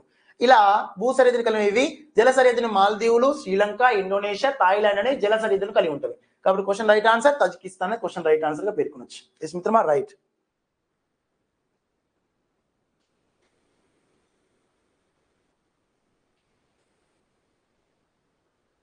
Yes sir, is clear sir? Sir live perfect ఉంది మిత్రమా. వెంకటరమణ గారు పర్ఫెక్ట్ ఉన్నాం మనం. రైట్ సార్, మీ దగ్గర నెట్వర్క్ ఇష్యూస్ ఏమైనా ఉంటే చూసుకోండి సార్. నెట్వర్క్ ఇష్యూస్ ఉంటే కొంచెం ఫోన్ అది పెట్టండి. మీ టెస్ట్ రాసేటప్పుడు కూడా మిత్రమా చాలా వరకు ఏమైనా బాక్స్లు వస్తే అది నెట్వర్క్ ఇష్యూ ఉన్నట్టు లెక్క. రైట్ సార్, కాబట్టి ఫోన్ ని కొంచెం క్లియర్ చేసుకోవాలి మీరు. ఫ్లైట్ మోడ్ పెట్టి మళ్ళీ రిసీవ్ చేసుకునే ప్రయత్నం చేయండి. రైట్ సార్, ఎస్ తప్పకుండా సార్, హ్యాపీ సార్, తప్పకుండా. ఎస్, మూడు వైపులా సముద్రం సరిహద్దుగా ఉన్న భూభాగాన్ని ఇలా సూచిస్తారు. మూడు వైపులా సముద్రం సరిహద్దుగా ఉన్న భూభాగాన్ని, ఏదైనా ఒక జలభాగము లేదా ఏదైనా ఒక భూభాగాన్ని తీసుకున్నప్పుడు మిత్రమా, ఆ భూభాగానికి చుట్టూ జలభాగం గనక ఉంటే, చుట్టూ జలభాగం గనక సరిహద్దుగా ఉంటే ఆ భూభాగాన్ని మనం ద్వీపము అంటాం లేదా ఐలాండ్ అని పేర్కొంటాం. ఇలా ప్రపంచంలో అతిపెద్ద ద్వీపంగా పిలువబడుతున్నది గ్రీన్లాండ్. ఈ గ్రీన్లాండ్ ప్రపంచంలో అతిపెద్ద ద్వీపముగా పేర్కొనొచ్చు. రైట్ సార్, ఏదైనా ఒక భూభాగానికి మూడు వైపులా జలభాగం ఉండి ఒకవైపున గనక భూభాగం ఉంటే, అంటే మూడు వైపులా వాటర్ సర్ఫేస్ గనక సరిహద్దుగా ఉండి ఒకవైపు ల్యాండ్ సర్ఫేస్ గనక సరిహద్దుగా ఉంటే దీన్ని ద్వీపకల్పం అని పేర్కొంటాం. పెనిన్సిల్ అని ఏరియా అంటాం. ప్రపంచంలో అతిపెద్ద ద్వీపకల్పం అరేబియన్ ద్వీపకల్పం. అరేబియన్ ద్వీపకల్పం. రిమైనింగ్ ప్రపంచంలో రెండవ అతిపెద్ద ద్వీపకల్పం మన యొక్క దక్షిణ భారతదేశపు ద్వీపకల్పం. దక్షిణ భారత్ ద్వీపకల్పం. కాబట్టి ఈ తరహా మూడు వైపులా సముద్రం సరిహద్దుగా ఉన్న భూభాగాన్ని ఏమన్నా సార్ ద్వీపకల్పం అంటాం. భారతదేశం అనేది ప్రపంచంలో రెండవ అతిపెద్ద ద్వీపకల్పం. ప్రపంచంలో పెద్ద ద్వీపకల్పం అరేబియన్ ద్వీపకల్పం. సో మనకి గ్రీన్లాండ్ అనేది ప్రపంచంలో అతిపెద్ద దీవిగా పేర్కొంటాం.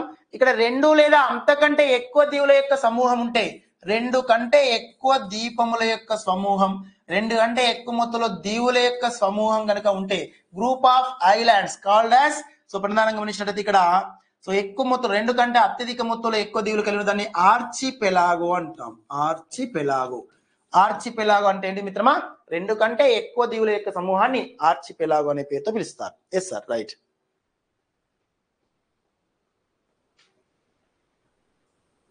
ఎస్ మిత్రమా, కనిపిస్తలేదా సార్?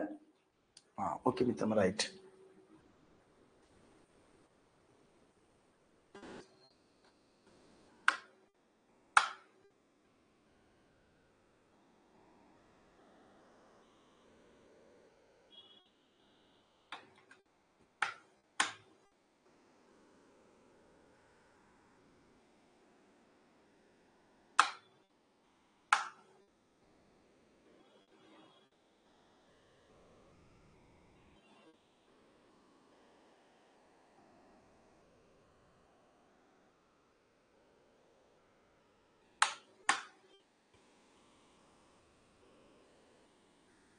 రైట్ మిత్రమా, is clear? Right sir, okay sir. మీరు ఎట్లా అంటే అట్లే పోదాం. సో నాకు కావాల్సింది మాత్రం 2025 సంవత్సరంలో మళ్ళీ ఆగస్టు 15 స్వతంత్ర దినోత్సవం వరకు మీ చేతిలో సర్వీస్ ఉంది సార్. మేము కూడా మీకు మాదిరిగా సర్వీస్ సాధించాం. మా ఒంట్లో కూడా గవర్నమెంట్ సెక్టర్లో సర్వీస్ కొట్టేంత సత్తా ఉంది అని ఒక చిన్న ఫోన్ కాల్ ప్రూఫ్ ఇట్ చేసి నిరూపించే ప్రయత్నం చేయండి. మీరు ఎలా పోదామంటే అలా పోదాం. Right sir? So right sir, yes ఓకేనా? రైట్ గారు, షైక్ గారు, రైట్ సార్. ఇక్కడ క్వశ్చన్ రైట్ ఆన్సర్ ద్వీపకల్పం మిత్రమా. ద్వీపము అంటే రెండు కంటే ఎక్కువ ద్వీపముల యొక్క సమూహాన్ని ఆర్చిపెలాగో అంటాం. ఈ రోజు ఇండోనేషియా దేశం ఏదైతే ఉందో మిత్రమా, ఈ ఇండోనేషియాని ప్రపంచంలో అతిపెద్ద ఆర్చిపెలాగో అని పేర్కొన్నాం. Right sir? రిమైనింగ్ ఆ క్వశ్చన్ రైట్ ఆన్సర్. తీరము అంటే కోస్టల్ ఏరియా, సముద్రం యొక్క సమీప ప్రాంతాన్ని తీరం అంటాం. ఇక్కడ క్వశ్చన్ రైట్ ఆన్సర్ వచ్చేటప్పటికి ద్వీపకల్పం మిత్రమా. నెక్స్ట్ క్వశ్చన్ ఒకసారి గమనిస్తే, ఎస్, భారతదేశం యొక్క తూర్పు భాగంలో మయన్మార్ తో సరిహద్దుగా ఉన్న పర్వత శ్రేణులను సమిష్టిగా ఇలా పిలుస్తారు.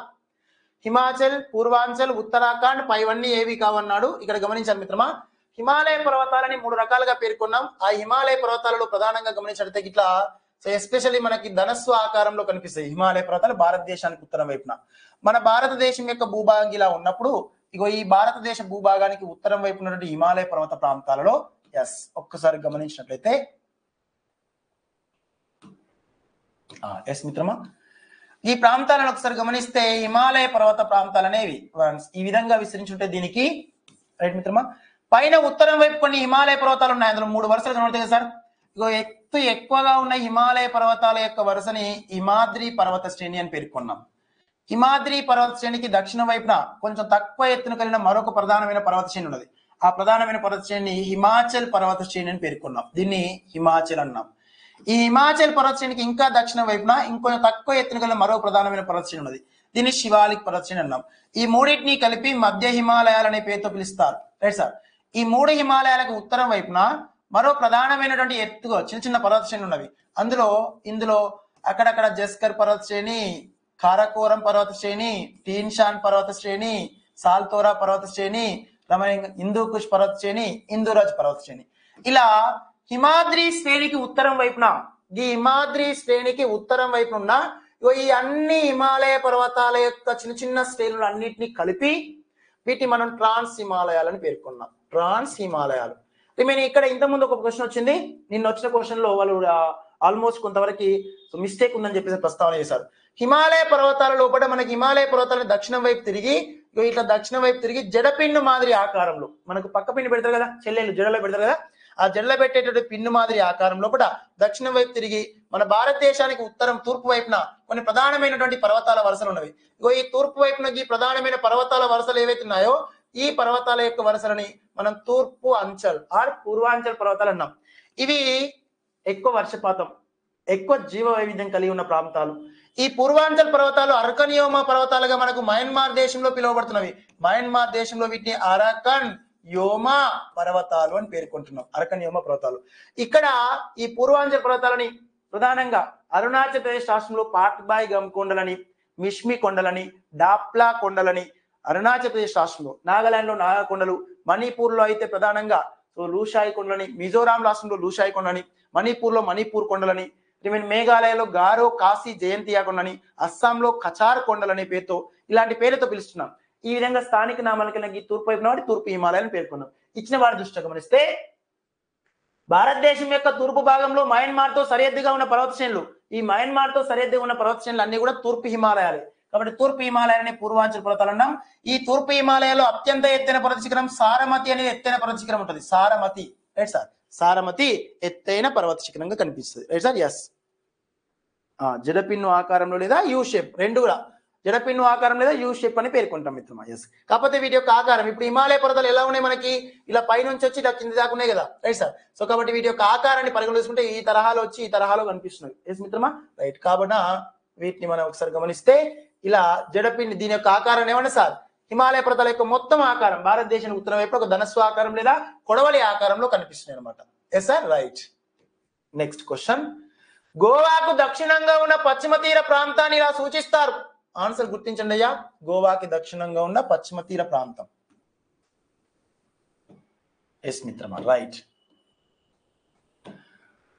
గోవాకి దక్షిణంగా ఉన్న పశ్చిమ తీర ప్రాంతం అట, రైట్ సార్. ఎస్. ఒక్కసారి గమనించండి మిత్రమా, ఇక్కడ మన యొక్క రాష్ట్ర దృష్ట్యా ఇది గుజరాత్ రాష్ట్రం, మహారాష్ట్ర, గోవా, కర్ణాటక, కేరళ, తమిళనాడు, ఆంధ్రప్రదేశ్, ఒడిశా, పశ్చిమ బెంగాల్, ఇవి మన రాష్ట్రాల యొక్క తీర ప్రాంతాలు, రైట్ సార్. ఎస్. ఇక్కడ వన్స్ ఒకసారి గమనిస్తే పశ్చిమ బెంగాల్ తీర ప్రాంతాన్ని వంగా తీరం అంటాం, 156 కిలోమీటర్ల పొడవుతో విస్తరించున్నది.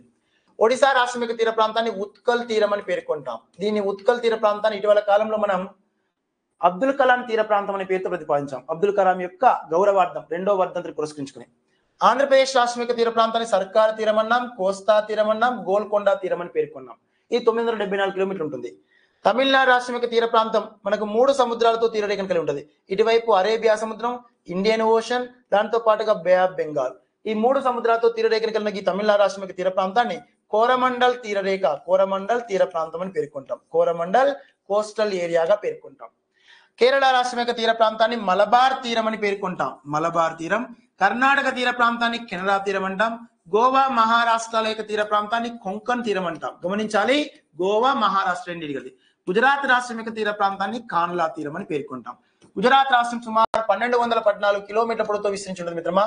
మహారాష్ట్ర 659 కిలోమీటర్ల పొడవుతో విస్తరించింది, 653. నెక్స్ట్ గోవా రాష్ట్రం సుమారుగా 101 అంటే అప్రాక్సిమేట్లీ సుమారు గమనించినట్టు మిత్రమా 101 కిలోమీటర్ల పొడవుతో విస్తరించి ఉంటుంది. కర్ణాటక రాష్ట్రం 288 కిలోమీటర్ల పొడవుతో విస్తరించి ఉంటుంది, 288, రైట్ మిత్రమా. నెక్స్ట్ కేరళ రాష్ట్రం 579 కిలోమీటర్ల పొడవుతో విస్తరించి ఉంటుంది మిత్రమా, 579. ఈ తరహా కోరమండల్ 906 కిలోమీటర్ల పొడవుతో విస్తరించి ఉంటుంది, 974 కిలోమీటర్లు, 476 కిలోమీటర్లు, 156 కిలోమీటర్లు. భారతదేశంలో ఎక్కువ తీరరేఖ కలిగి ఉన్నది గుజరాత్, తక్కువ తీరరేఖ కలిగి ఉన్నది గోవా. సో ఇక్కడ గోవాకు దక్షిణంగా ఉన్న పశ్చిమ తీర ప్రాంతాన్ని ఏమంటారు సార్? గోవాకి దక్షిణం ఇదే, ఇటు పశ్చిమ వైపున తీర ప్రాంతాన్ని ఏమంటారు సార్? కెనరా తీరం అనే పేరుతో ప్రతిపాదించాం. ఎస్ మిత్రం. కోరమండల్ అంటే తమిళనాడు రాష్ట్రం, కొంకన్ అంటే మహారాష్ట్ర ప్లస్ గోవా రాష్ట్రం, ఉత్తర సర్కార్ అంటే మనకి సో ఆంధ్రప్రదేశ్ రాష్ట్రానికి సంబంధించినటువంటి ఉత్తరం వైపున భూభాగాలు. రైట్ మిత్రమా? ఎస్. క్వశ్చన్ రైట్ ఆన్సర్ ఏంటి sir? Yes, second option is question right answer గా పేర్కొనొచ్చు. ఇస్ ఇట్ క్లియరా సార్? Right sir. యూజ్ అవుతుందా టెస్ట్ సిరీస్ యొక్క ఎక్స్ప్లెనేషన్? యూజ్ అవుతుందా? ఓ 2 గంటలు టైం కేటాయించడం. సో దాంతోపాటు నేను కూడా కొంత ఇది సఫిషియెంట్ గా ఉపయుక్తం కావాలి, పాఠ్యాంశం అంతా కవర్ కావాలనే నేపథ్యంతో ఎక్స్ప్లెయిన్ చేస్తున్నా. ఇలా రాష్ట్రంలో ఇంతవరకు ఎవరు కూడా ఎక్స్ప్లెనేషన్ పెట్టలేదు. Right sir. టెస్ట్ సిరీస్ లో వీడియో ఎక్స్ప్లెనేషన్ ఇంతవరకు ఎవరు పెట్టలేదు సార్. కింద క్వశ్చన్ ఎక్స్ప్లెనేషన్ ఇచ్చే తప్ప వీడియో ఎక్స్ప్లెనేషన్ ఎవరు ఇవ్వలేదు. మనం సోషల్ కంటెంట్ మొత్తం కూడా వెంకట్ సార్ మీకు చేస్తాడు. Right sir. ఇది మాత్రం గమనించండి. అదే తరహాలో ముందుకెళ్లే ప్రయత్నం చేద్దాం. ఓకేనా? Right sir. ఎస్. నెక్స్ట్ మిత్రమా, తూర్పు కనుమల్లో ఎత్తైన శిఖరం. ఎస్, ఇక్కడ ఒకసారి గమనించాలి. తూర్పు కనుమల్లో ఎత్తైన పర్వత శిఖరం మనకి ఆ యొక్క టెక్స్ట్ బుక్ లో ఇచ్చిన ప్రతిపాదన మేరకి అరమకొండ బ్రాకెట్ లో జిందగడ శిఖరం. Right sir. ఇది 1690 మీటర్ల ఎత్తులో ఉంది. విశాఖపట్నానికి సమీపము చింతపల్లి అన్నాడు. అనైముడి అనేది సుమారుగా గమనిస్తే 2695 మీటర్ల ఎత్తు ఉంటుంది మిత్రమా. కేరళ రాష్ట్రంలో ఉన్నది. పశ్చిమ కనుమల్లో ఎత్తైన పర్వత శిఖరం ఇదే. పశ్చిమ కనుమల్లో ఎత్తైన పర్వత శిఖరం. ప్రీవియస్ డిఎస్సి ప్రశ్న. మనకి ద్వీపకల్ప పీఠభూమిలో ఎత్తైన పర్వత శిఖరం కూడా అనైముడే. Right sir. కేరళ రాష్ట్రం అల్లమలై కొండల్లో ఉంటుంది. మహేంద్రగిరి సుమారు పాఠ్య పుస్తకం దృష్ట్యా 1501 మీటర్ల ఎత్తు ఉంటుంది. ఆంధ్రప్రదేశ్ రాష్ట్రము ఒడిశా రాష్ట్రాల యొక్క సరిహద్దు ప్రాంతంలో ఉంటుంది. ఆంధ్రప్రదేశ్ ఒడిశా రాష్ట్రాల యొక్క సరిహద్దు ప్రాంతం. ఎస్ మిత్రమా. రైట్. నెక్స్ట్ అదే మాదిరిగా కాంచనజంగా అనేది మనకి భారతదేశం లోపల ఎత్తైన పర్వత శిఖరం. భారతదేశం లోపల ఎత్తైనటువంటి పర్వత శిఖరం. కానీ ఇక్కడ గమనించాలి, భారతదేశంలో ఎత్తైన పర్వత శిఖరమే 8598 మీటర్ల ఎత్తున్నటువంటి ఈ కాంచనగంగా సిక్కిం రాష్ట్రంలో విస్తరించినది. సిక్కిం రాష్ట్రం. Right sir. ఇది ఒక బయోడైవర్సిటీ ఏరియా. నీలగిరి పర్వతాల తర్వాత గుర్తింపు పొందినది. కాంచనజంగా కంటే ఇంకా ఎక్కువ ఎత్తైనది 8611 మీటర్ల ఎత్తు ఉన్నది మనకి కృష్ణగిరి అని ఉంటది. కృష్ణగిరి, దీన్ని మీరు రిపోర్ట్ చేశారు. కృష్ణగిరి అనేది హిమాలయ పర్వత ప్రాంతాలలో ఉన్నటువంటి కేటు పర్వత శిఖరం విస్తరించినటువంటి భూభాగం. అంటే కేటు పర్వత శిఖరం ఉన్నటువంటి కొండ ప్రాంతం. అలా కృష్ణగిరి అని దీన్నే అంటాం. దీన్నే కేటు పర్వత శిఖరం అంటాం. ఇగో ఈ పర్వత శిఖరం యొక్క ఎత్తుని గాడ్విన్ ఆస్టిన్ అనేవాడు గుర్తించాడు. Godwin Austin. కాబట్టి వాన్ పేరే దీనికి పెట్టి గాడ్విన్ ఆస్టిన్ అన్నాం. గాడ్విన్ ఆస్టిన్ అన్నా, కేటు అన్నా, కృష్ణగిరి అన్న ఒకటే. ఇక్కడ కృష్ణగిరికి కేటు అనే పేరు ఎందుకు వచ్చిందంటే ఇది కారకోరం పర్వత శ్రేణిలో ఉంటుంది. కారకోరము పర్వత శ్రేణిలో విస్తరించింది. కాబట్టి దీన్ని ఏమన్నా సార్? కేటు పర్వత శిఖరం అనే పేరుతో ప్రతిపాదించాం. Yes sir. రైట్. ఆ తరహా ఇది పిఓకే ప్రాంతంలో ఉన్న మిత్రమా. భౌగోళికంగా భారతదేశంలో ఎత్తైన పర్వత శిఖరం కేటునే. కానీ ప్రధాన భారతదేశ భూభాగ నిమిత్తం కాంచనగంగని పేర్కొంటాం మనం. Right sir. నెక్స్ట్ కాశీ కొండలు మేఘాలయ రాష్ట్రంలో ఉంటాయి మిత్రమా. ఇది మాసిన్ రామ్ అనేటటువంటి మన వర్షపాత నమోదే ప్రాంతం. మాసిన్ రామ్ భారతదేశంలో అత్యధిక వర్షపాత నమోదే ప్రాంతం మాసిన్ రామ్ ఈ కాశీ కొండలలో ఉంటుంది. ఇక్కడ క్వశ్చన్, తూర్పు కనుమల్లో ఎత్తైన పర్వత శిఖరం ఏదైనా అంటే కింద ఇచ్చిన వాటిలో తూర్పు కనుమలో ఏదైనా సార్? మహేంద్రగిరి అనేది ఉన్నది. ఇక్కడ తూర్పు కనుమల్లో ఎత్తైన పర్వత శిఖరం ఒకటి జిందగడ శిఖరం, రెండవది అరమకొండ,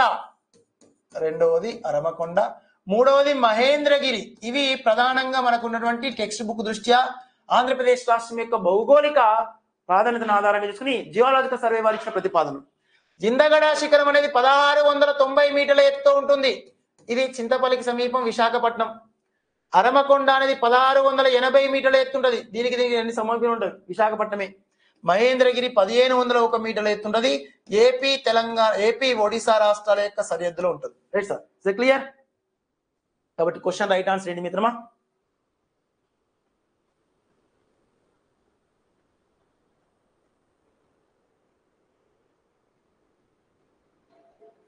ఎస్.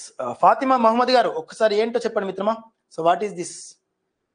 మీ అభిప్రాయాన్ని ఒకసారి తెలియపరచండి, మనం ముందుకెళ్ళే ప్రయత్నం చేద్దాం. Right sir.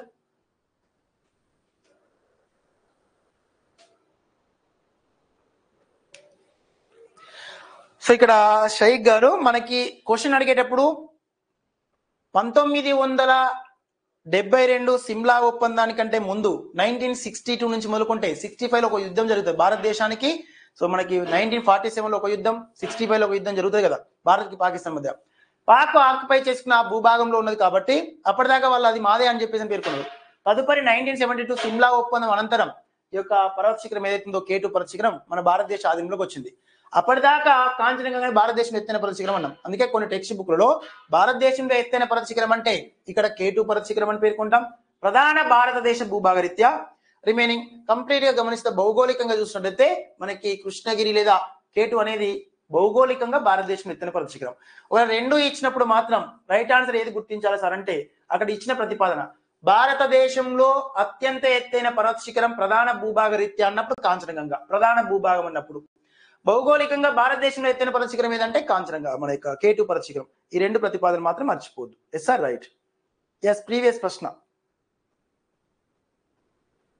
ఇక్కడ ఆప్షన్ లో మిత్రమా జిందగడ పర్వత శిఖరము, హనుమకొండ, మహేంద్రగిరి అని ఉంది కదా. ఇది అత్యంత ఎత్తైనది జిందగడ, రెండవ ఎత్తైనది హనుమకొండ, మూడవది Mahendragiri as per text book లో కూడా. కాకపోతే మనోడు హనుమకొండ బ్రాకెట్ లో జిందగడ అని ఇచ్చాడు. ఇప్పుడు ఇచ్చిన న్యూ టెక్స్ట్ బుక్ లో, ఓల్డ్ టెక్స్ట్ బుక్ లో 3 ఉండేవి. సో ఆయన క్వశ్చన్ పేపర్ తయారు చేసినప్పుడు ఏదో ఒక ఆప్షన్ మాత్రం ఇస్తాడు అప్పటికి, లేదంటే జిందగడ అని మనం రైట్ ఆన్సర్ పెట్టాలి. Right sir. రెండు ఇవ్వడు ఎందుకంటే పాఠ్యాంశంలో రెండు కలిపి ఒకటి దగ్గర పెట్టాడు కాబట్టి. Right sir. ఎస్ ఆ లాజిక్ మర్చిపోదు మిత్రమా. ఎస్ ఎస్ ప్రీవియస్ ప్రశ్న మిత్రమా. సార్ మనకి బాగా గుర్తుపెట్టుకోండి మిత్రమా, ఇటీవల కాలంలో కూడా తెలంగాణ వాళ్ళకు కూడా హిమాలయ పర్వతాల్లో ఎత్తైన పర్వత శిఖరాలు, తూర్పు కనుమలో ఎత్తైన పర్వత శిఖరం ఇంతకుముందు మనం మాట్లాడుకున్నవి, పశ్చిమ కనుమలో ఎత్తైన పర్వత శిఖరం అనైముడి, నీలగిరి పర్వతాల్లో ఎత్తైన పర్వత శిఖరం దొడబెట్ట, వింధ్యా పర్వతాల్లో ఎత్తైన పర్వత శిఖరం అమర్కంటక్, సాత్పుర పర్వతాల్లో ఎత్తైన పర్వత శిఖరం పంచమర్రి ఆ ధూప్గర్. సో రిమైనింగ్ మన యొక్క హిమాలయ పర్వత ప్రాంతాల ఆరావళి పర్వతాల ఎత్తైన పర్వత శిఖరం వచ్చినప్పటికీ ప్రధానంగా ఆరావళి పర్వతాల్లో అత్యంత ఎత్తైన పర్వత శిఖరం. సో ఎస్పెషల్ గమనించినట్టు మిత్రమా ఎస్ ఆరావళి పర్వతాల ఎత్తున గురు శిఖరం. Right sir. ఈ యొక్క పర్వత శిఖరాల యొక్క ఎత్తులని పర్వత శిఖరాన్ని గుర్తుపెట్టుకోవాలి. అవి ఏ ఏరియాలో లొకేట్ అయి ఉన్నవి కంప్లీట్ గా. సో లొకేటెడ్ ఏరియాస్ ని పర్టికులర్ వాటి యొక్క హైట్ ని కొంచెం గుర్తించే స్థాయిలో ఉండాలి మిత్రమా. వీటిని పరిగణలో తీసుకోవాలి. ఎస్ మిత్రమా రైట్. Right right. గురు శిఖరం మిత్రమా, గురు శిఖరానికి సమీపంలోనే దిల్వారా దేవాలయం ఉంటుంది, జైన మతానికి చెందినది. అక్కడ సమీపంలోనే దిల్వారా దేవాలయం సమీపంలోనే మనకి ప్రధానంగా మౌంట్ అబు అనే వేసవిధి కేంద్రం కూడా ఉంటుంది. Yes sir. 1122 మీటర్లు ఎత్తుంటది. ఎస్ మిత్రమా right. Very nice Balu. Next question right answer ఏంటి సార్? ఇక్కడ మహేంద్రగిరి అనే క్వశ్చన్ రైట్ ఆన్సర్ మిత్రమా. సో నెక్స్ట్ ప్రశ్న ఒకసారి గమనించండి సార్. ఈ క్రింద ఇచ్చిన ఏ రాష్ట్రాల్లో ఊల్లార్ సరస్సు ఉంది? ఊల్లార్ సరస్సు ఈ క్రింది ఏ రాష్ట్రాల్లో విస్తరించిందయ్యా? ఎస్ రాజస్థాన్, పంజాబ్, ఉత్తరప్రదేశ్, జమ్మూ కాశ్మీర్ అన్నాడు. ఇక్కడ ఏ రాష్ట్రాలలో ఇచ్చాడు అంటే టెక్స్ట్ బుక్ లో ఇచ్చిన ప్రశ్ననే మనం పరిగణలో తీసుకున్నాము. సో ఇక్కడ రాష్ట్రము కాదు, పర్టికులర్ చెప్పాలంటే కేంద్ర పాలిత ప్రాంతం దృష్ట్యా జమ్మూ కాశ్మీర్ లోనే మనకి ఊల్లార్ సరస్సు ఉంటది. భారతదేశంలో అతిపెద్ద మంచినీటి సరస్సు ఏదయ్యా అంటే ఊల్లార్ సరస్సు అని పేర్కొనొచ్చు. Right sir. పంజాబ్ రాష్ట్రం అనేది పంచనదుల రాష్ట్రంగా పిలువబడుతుంది, 5 రివర్ స్టేట్ గా. ఉత్తరప్రదేశ్ రాష్ట్రం భారతదేశంలో అత్యధిక జనాభా గల రాష్ట్రంగా పేర్కొనొచ్చు. రిమైనింగ్ ఇక్కడ రాజస్థాన్ రాష్ట్రం దేశంలో విస్తీర్ణ పరంగా అతిపెద్ద రాష్ట్రంగా పేర్కొనొచ్చు. ఆరావళి పర్వతాలు ఇక్కడే ఉంటాయి మిత్రమా. తారేడారి రాజస్థాన్ రాష్ట్రంలో ఉంటుంది. విస్తీర్ణ పరంగా పెద్ద రాష్ట్రం రాజస్థాన్. పంజాబ్ భారతదేశం యొక్క వరి గోధుమ యొక్క ధాన్యాగారంగా ప్రసిద్ధిగాంచినది, పంచనదుల రాష్ట్రంగా పేర్కొనబడుతుంది, 5 రివర్ స్టేట్ ఆఫ్ ఇండియాగా పిలువబడుతుంది. ఏంటి అంటే మనకు ప్రధానంగా ఎస్ పంజాబ్ రాష్ట్రం. ఉత్తరప్రదేశ్ అత్యధిక జనాభా గల రాష్ట్రంగా పేర్కొన్నాం, heavy populated in our India. Next remaining Jammu Kashmir ఒక కేంద్ర పాలిత ప్రాంతంగా పిలువబడుతున్నది. సో దేశంలో ఊల్లార్ సరస్సు జీలం నది ఒడ్డున మనకి ఊల్లార్ సరస్సు ఉంది, భారతదేశం అతిపెద్ద మంచినీటి సరస్సు.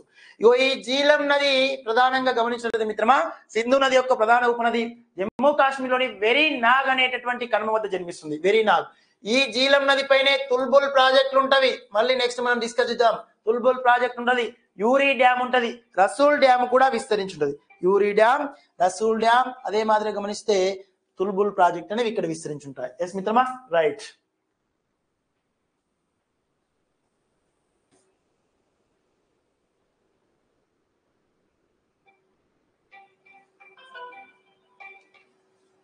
So clear sir. వన్స్ ఇది మన క్వశ్చన్ యొక్క రైట్ ఆన్సర్ మిత్రమా. నెక్స్ట్ క్వశ్చన్ రైట్ ఆన్సర్ ఏంటి సార్? జమ్మూ కాశ్మీర్ అనేది గుర్తుపెట్టుకునే ప్రయత్నం చేయండి సార్.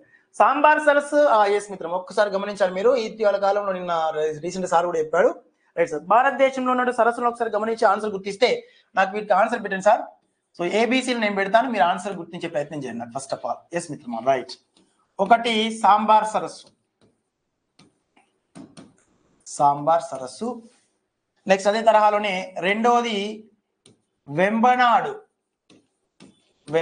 సరస్సు. మూడవది చిలకా సరస్సు. నాలుగవది లోనార్ సరస్సు. ఐదవది చోలాము సరస్సు, తర్వాత లోక్తక్ సరస్సు, తర్వాత పులికాట్ సరస్సు, తర్వాత కొల్లేరు సరస్సు. ఎస్ మిత్రమా, రైట్. వీటికి ఒకసారి నాకు క్లారిటీ ఇచ్చేయండి సార్. సో దేనికి ఏంటి, రైట్ సార్, వీటికి ఉన్నటువంటి ప్రత్యేకతలు ఏమున్నాయో ఒకసారి గమనించే ప్రయత్నం చేయండి. ఎస్ మిత్రమా, ఇస్ ఇట్ క్లియర్?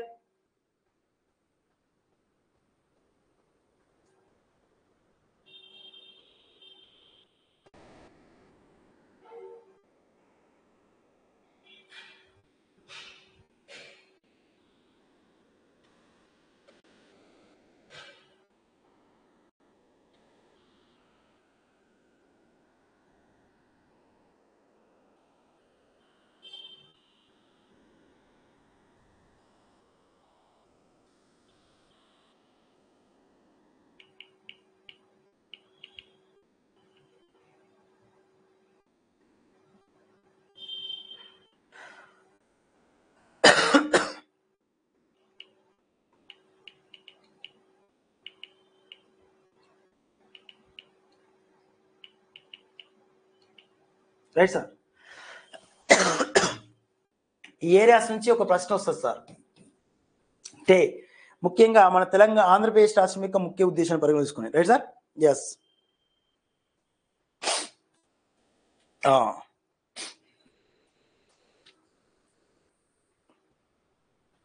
ఎస్ మిత్రమా, రైట్. భారతదేశంలో అతిపెద్ద ఉప్పు నీటి సరస్సు ఏదయ్యా అంటే సాంబార్ సరస్సు. అతి పెద్దది, ఇది గమనించాలి, అతి పెద్దది. రైట్ మిత్రమా. పాఠ్య పుస్తకంలో అతి పెద్దది చిలకా సరస్సు అని ఉన్నది. అతి పెద్దది చిలకా సరస్సు. ఇది అతి పొడవైనది, అతి పొడవైనటువంటి ఉప్పు నీటి సరస్సు ఏదంటే పొడవైనది చిలకా సరస్సు. సో మరి పాఠ్యాంశం దృష్ట్యా మాత్రం ఇది పెద్దదని ఇచ్చారు. ఇది క్లారిటీ తీసుకోవాలి మనం. పాఠ్యాంశంలో ఈ రెండింటిలో ఏదో ఒకటి ఇచ్చినప్పుడు మాత్రం రైట్ ఆన్సర్ అవుతుంది. ఇది మాత్రం అతి పొడవైన ఉపనది, అతి పొడవైన ఉప్పు నీటి సరస్సు. వెంబనాడ్ అనేది అతి పొడవైన లాగూన్స్ రకానికి చెందిన సరస్సు. లాగూన్స్ రకానికి చెందిన సరస్సు. లాగూన్స్ అంటే వెనుక జలాల ద్వారా ఏర్పడాయి అనమాట. ఇప్పుడు మనకి సముద్ర మట్టం పెరుగుతుంది కేరళ రాష్ట్రంలో. సముద్ర మట్టం పెరిగిన తర్వాత తిరిగి మళ్ళీ వర్షాలు తగ్గగానే సముద్ర మట్టం తగ్గుతుంది కదా. తగ్గినప్పటికీ ఈ దగ్గర అక్కడక్కడ లోతైన ప్రాంతాలు ఉంటాయి. ఆ లోతైనటువంటి ప్రాంతాల్లో ఉన్నటువంటి ఆ మునిగి ఉన్నటువంటి జల భాగాలని లాగూన్స్ రకానికి సరస్సులు అంటాం. ఆ తరహా లాగూన్స్ రకానికి సరస్సు వెంబనాడ్ అనేది అతి పొడవైనది. ఇక్కడ నెహ్రూ ట్రోఫీలు ఏర్పాటు చేస్తారు. కేరళ రాష్ట్రం యొక్క ప్రధాన పండుగ ఓణం పండుగ సందర్భంగా నెహ్రూ ట్రోఫీ ఏర్పాటు చేస్తారు. నెక్స్ట్ లోనార్ సరస్సు. ఇది భారతదేశంలో ఏకైక క్రెటర్ సరస్సు. దీనే జ్వాలబిల సరస్సు అని పేర్కొంటాం భారతదేశంలో. చోలాము సరస్సు భారతదేశంలో అత్యంత ఎత్తైన ప్రాంతంలో సరస్సు. ఇది సిక్కింలో ఉంటుంది, సిక్కిం. నెక్స్ట్ ఈ లోనార్ సరస్సు మహారాష్ట్రలో ఉంటుంది మిత్రమా. అగ్నిపర్వతాల ద్వారా ఏర్పడినటువంటి లేదంటే భూకంపాల ద్వారా ఏర్పడే భూ అంతర్భాగ గుంతలు ఏవైతున్నాయో ఆ గుంతల్లోకి వర్షపాతం ద్వారా వచ్చి చేరినటువంటి జలభాగాల్ని మనం క్రెటర్ సరస్సు అంటాం. వీటిని జ్వాలబిల సరస్సు అంటాం. అందులో ఒకే ఒకటి ఉన్నది లోనార్ సరస్సు, మహారాష్ట్ర. లోక్తక్ సరస్సు భారతదేశంలో అత్యంత లోతైన సరస్సు. లోక్తక్ సరస్సు. పులికాట్ సరస్సు భారతదేశంలోని ప్రధానంగా నేపాం మన యొక్క నెల్లూరు జిల్లా, కొత్త జిల్లా, తిరుపతి జిల్లాలో ఉంది. సతీష్ ధావన్ స్పేస్ సెంటర్ అంతర్భాగమైనది. భారతదేశంలో ఉన్నటువంటి విస్తీర్ణ పరంగా రెండవ అతిపెద్ద ఉప్పు నీటి సరస్సుగా పిలువబడుతున్నది. రెండవ అతిపెద్దది, రైట్ సార్. ఇక్కడ పొడవైనది అంటే చిలక, పెద్దది అంటే సాంబార్, రెండవ అతిపెద్దది పులికాట్ సరస్సు. అతిపెద్ద మంచినీటి సరస్సు తూర్పు తీరంలో అతిపెద్ద ఉప్పు నీటి సరస్సు పులికాటే. తూర్పు తీరంలో అతిపెద్ద మంచినీటి సరస్సు కొల్లేరు సరస్సు. కొల్లేరు సరస్సుని మనం రామ్సార్ సైట్ జాబితాలో పొందుపరచడం జరిగింది, రైట్ సార్. సో కోరింగ్ అటవీ క్షేత్రాన్ని, రైట్ సార్. ఈ కొల్లేరు సరస్సులో రామ్సార్ సైట్ 2002 సంవత్సరంలో ఏర్పాటు చేశారు, రైట్ మిత్రమా. ఎస్, ఇది గమనించాలి మిత్రమా. ఎస్.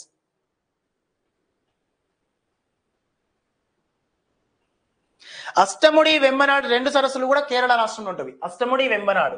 ఈ వెంబనాడు సరస్సుతో పాటు అష్టముడి, వెంబనాడు, ఇవి రెండు కూడా మన కేరళ రాష్ట్రం ఉంటాయి మిత్రమా. ఇవి రెండు వెనుక జలాల ద్వారా ఏర్పడతాయి, లాగూన్స్ ద్వారా. సో ఇక్కడ చిలకా సరస్సులో కూడా కొంత సముద్ర నీరు అప్పుడప్పుడు కలుస్తుంది కాబట్టి చిలకా సరస్సును కూడా లాగూన్స్ రకానికి చెందిన సరస్సుగా పేర్కొనొచ్చు. కొల్లేరు మంచినీటి సరస్సు మిత్రమా. ఉప్పు నీటి సరస్సు అనేది పులికాట్ సరస్సు, right sir. Yes. Question right answer ఏంటి మిత్రమా? ఊళ్ళార్ సరస్సు మనకు జమ్మూ కాశ్మీర్ లో ఉంటుంది సార్. Next question. నర్మదా నది జన్మస్థానం క్రింది వాటిలో సాత్పురా పర్వతాలు, అమర్కంటక్, బ్రహ్మగిరి, పశ్చిమ కనుమలను పేర్కొన్నారు మిత్రమా. ఇగో సాత్పుర నర్మదా నది యొక్క జన్మస్థానం ప్రధానంగా అమర్కంటక్ మధ్యప్రదేశ్ రాష్ట్రంలోని వింధ్యా పర్వత ప్రాంతాలలో ఉన్నటువంటి వింధ్యా పర్వతాలలో ఉన్న మనకి అమర్కంటక్ అనే ప్రాంతంలో జన్మిస్తుంది. సాత్పురా పర్వతాల్లోని సిహావా అనేటటువంటి ప్రాంతం లోపట, సిహావా అనే ప్రాంతం, మూల్తాయ్ అనే ప్రాంతం లోపట తపతీ నది జన్మిస్తున్నది. నెక్స్ట్ తపతి మూల్తాయ్ అనే ప్రాంతం వద్ద సిహావా అంటేనేమో మిత్రమా సిహావా అనే ప్రాంతం వద్ద మహానది జన్మిస్తుంది. మూల్తాయ్ అనే ప్రాంతం సాత్పురా పర్వతాలు మూల్తాయ్ అనే ప్రాంతం వద్ద మనకి తపతి నది జన్మిస్తుంది. అమర్కంటక్ వద్ద మధ్యప్రదేశ్ జన్మిస్తుంది. అమర్కంటక్ పశ్చిమ వైపు నర్మదా నది పోతుంది, తూర్పు వైపునేమో మనకి దామోదర్ నది జన్మిస్తుంది. దామోదర్ నది అమర్కంటక్ అనేటువంటి పర్వత శిఖరం వింధ్యా పర్వతంలో ఎత్తైనది. ఈ పర్వతానికి పశ్చిమ వైపు ప్రవహించిపోయేదేమో పశ్చిమ వైపు జన్మించి ప్రవహించేదేమో నర్మదా, తూర్పు వైపు జన్మించి ప్రవహించేదేమో దామోదర్ నది. ఒకే ప్రాంతానికి రెండు వ్యతిరేక ప్రాంతాల దిశ ప్రయాణించేది అమర్కంటక్. బ్రహ్మగిరి కొండలు కావేరి నది యొక్క జన్మస్థానం బ్రహ్మగిరి కొండలు. ఇది కర్ణాటక రాష్ట్రంలో ఉంటుంది మిత్రమా ప్రధానంగా. నెక్స్ట్ పశ్చిమ కనుమల యొక్క వాలు ప్రాంతాల్లో కూడా మనకి గోదావరి నది, అదే మాదిరిగా తుంగభద్ర నది, దాంతో పాటుగా గమనించినట్లయితే మంజీరా నది, సో కృష్ణా నది, సో పెన్నా నది, వీటన్ని కూడా జన్మించడం జరుగుతుంది. Right sir? ఎస్, ఇది పశ్చిమ కనుమల యొక్క వాలు. పశ్చిమ కనుమల యొక్క వాలులు అంటే మహారాష్ట్ర నుంచి తమిళనాడు రాష్ట్రం వరకు ఉంటవి. ఈ అన్నిట్లో జన్మిస్తున్నవి ముఖ్యంగా Krishna, Godavari, Penna, Manjira, Tapti, so Krishna, Godavari, Penna, Manjira, Kaveri, right sir, Tungabhadra, ఇలాంటి నదులన్నీ కూడా పశ్చిమ కనుమల యొక్క వాలులో జన్మిస్తున్నవి. Yes sir, right. Question right answer ఏంటి మిత్రమా? Amarkantak question right answer.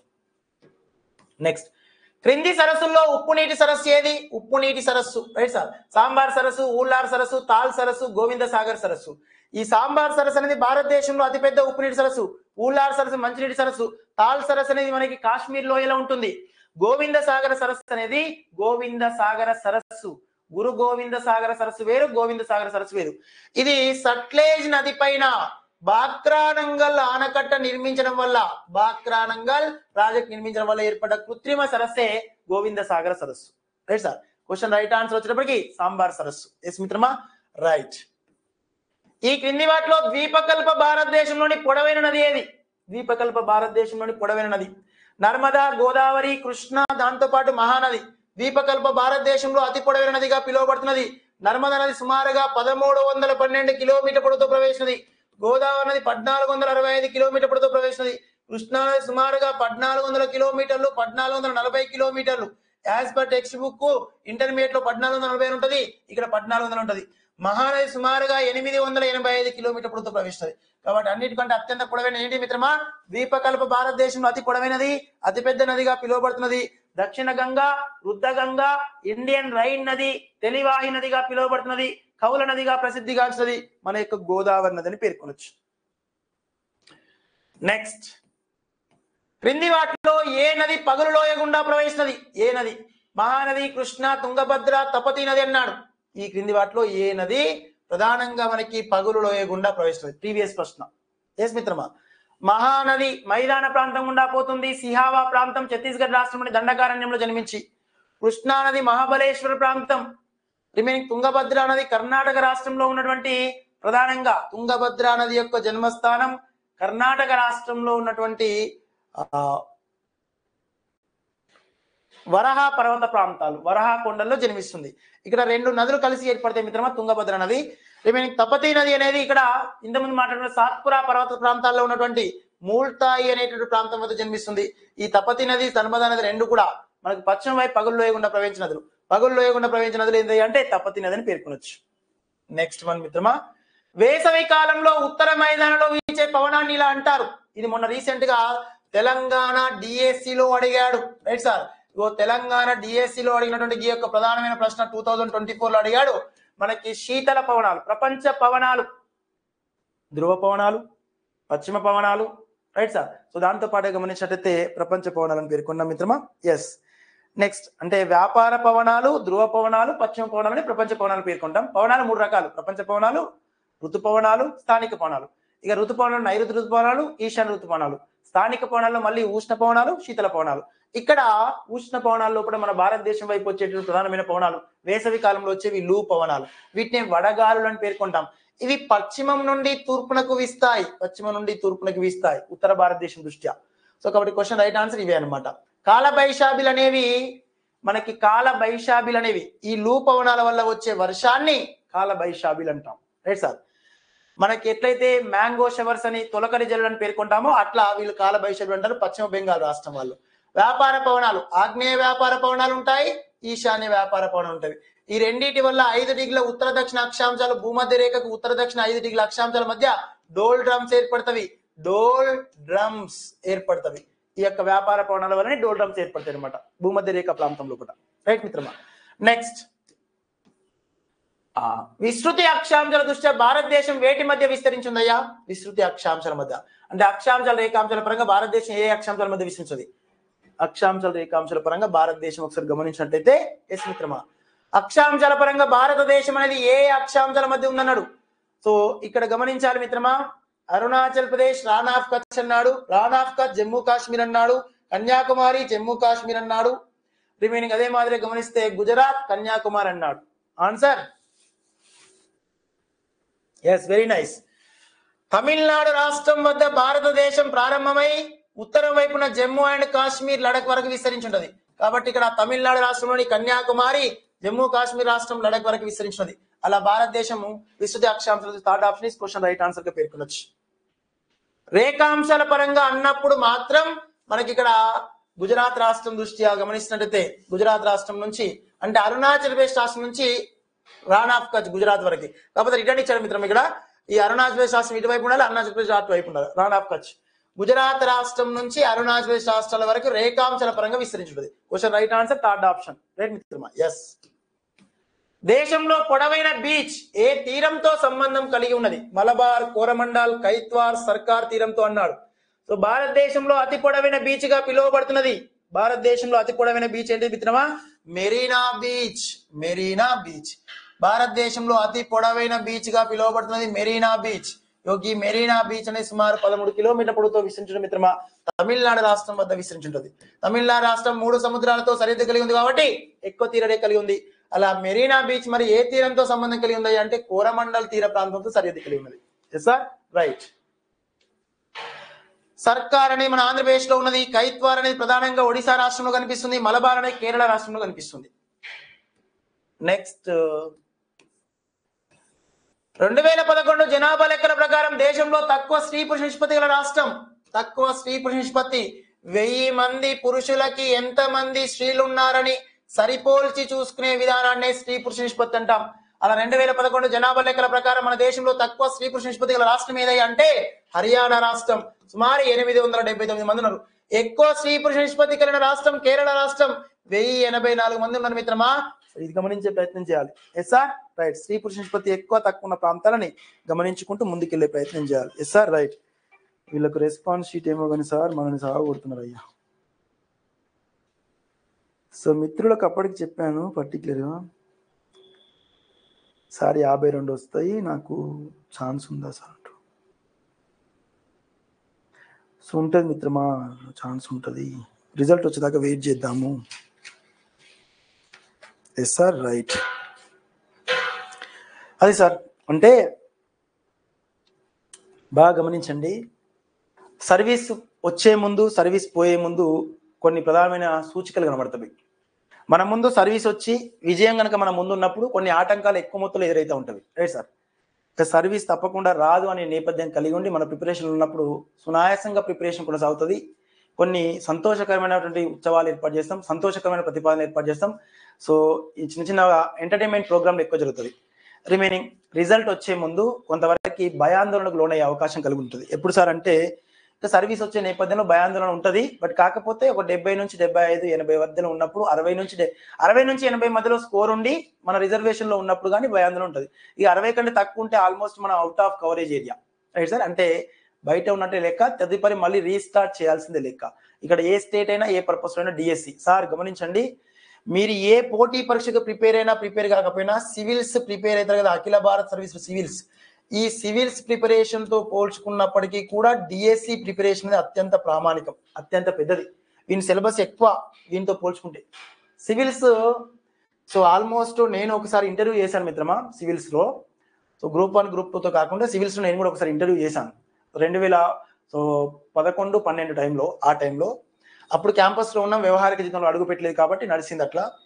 So ఇక్కడ గమనించాలి, సివిల్స్ ప్రిపరేషన్ అంతా కరెంట్ అఫైర్స్ ని బేస్ చేసుకుని ఉంటుంది. కరెంట్ అఫైర్స్, దాంతో పాటు ఇండియన్ ఇష్యూస్, భారతదేశానికి సంబంధించిన ఇష్యూస్ ని, దాంతో పాటుగా మనకి ఇంటర్నేషనల్ ఇష్యూస్ ఏవైతున్నాయో వీటిని పరిగణిస్తున్నాయి. అంతర్జాతీయ అంశాలు, జాతీయ అంశాలను పరిగణలో తీసుకొని మన సబ్జెక్ట్ చదువుకుంటూ పోవాలి. సివిల్స్ విషయంలో అక్కడ సబ్జెక్ట్ అంతా చదువుతాం మనం, కాకపోతే రీజనల్ ఇష్యూ చదవం.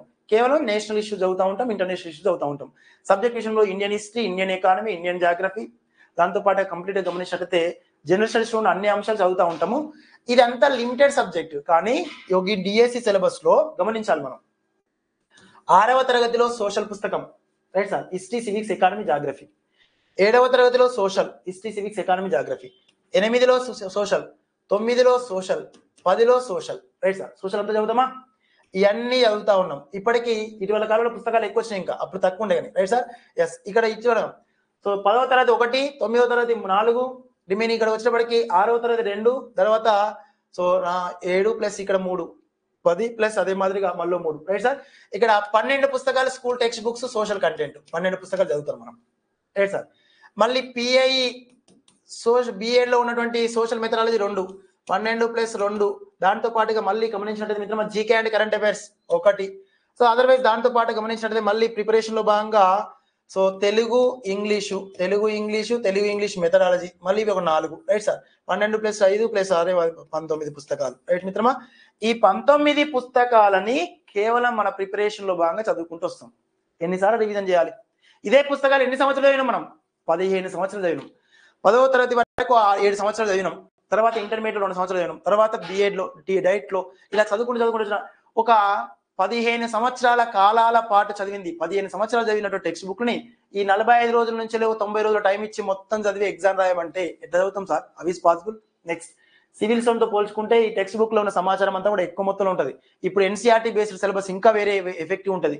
ఈ ఎన్సీఆర్టీ బేస్డ్ సిలబస్ లో చదువుతున్న మీకు తెలియకుండానే డిఎస్సి ప్రిపరేషన్ ఈ టెక్స్ట్ బుక్స్ అన్ని చదివితే మీరు గ్రూప్ 2 కి, గ్రూప్ 1 కి సివిల్స్ విషయంలో 40% ప్రిపరేషన్ లో ఆల్రెడీ మీకు తెలియకుండానే చేస్తున్నారు. మీరు తెలియకుండానే 40% ప్రిపరేషన్ లో ఉన్నట్టే లెక్క మీరు.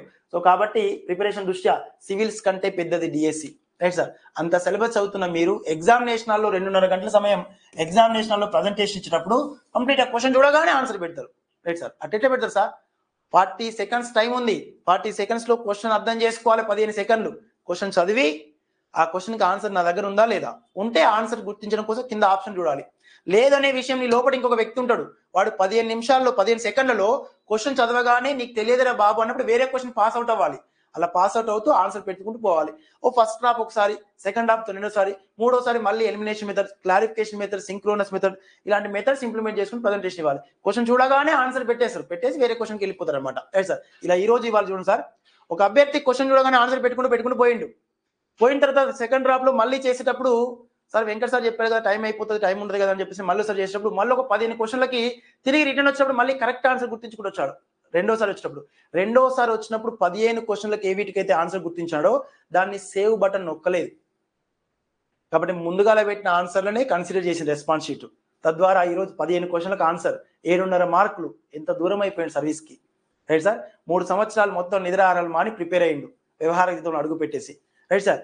సో ఇక్కడ మనకి కంప్లీట్ గా గమనించినట్లయితే మన దగ్గర మిత్రమా భద్రాచలం దగ్గర, సో భద్రాద్రి కొత్తగూడెం జిల్లా అనుకుంటా, మిత్రుడు ముస్లిం అతను, అది పరిస్థితి. అందుకనే మీరు కొంతవరకు అట్లాంటి పొరపాటు చేయకుండా కొంచెం ముందుకెళ్లే ప్రయత్నం చేద్దాం.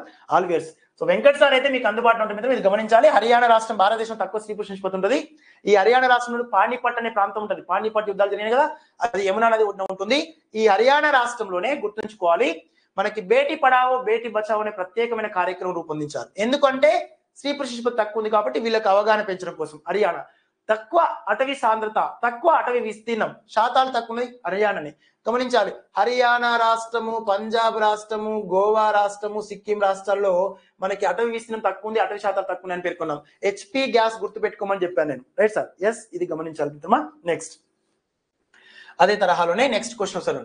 పశ్చిమ బెంగాల్, మేఘాలయ, అస్సాం, త్రిపుర, మిజోరాం రాష్ట్రాలతో సరిహద్దు కలిగిన దేశం ఏది? పశ్చిమ బెంగాల్, రైట్ మిత్రమా.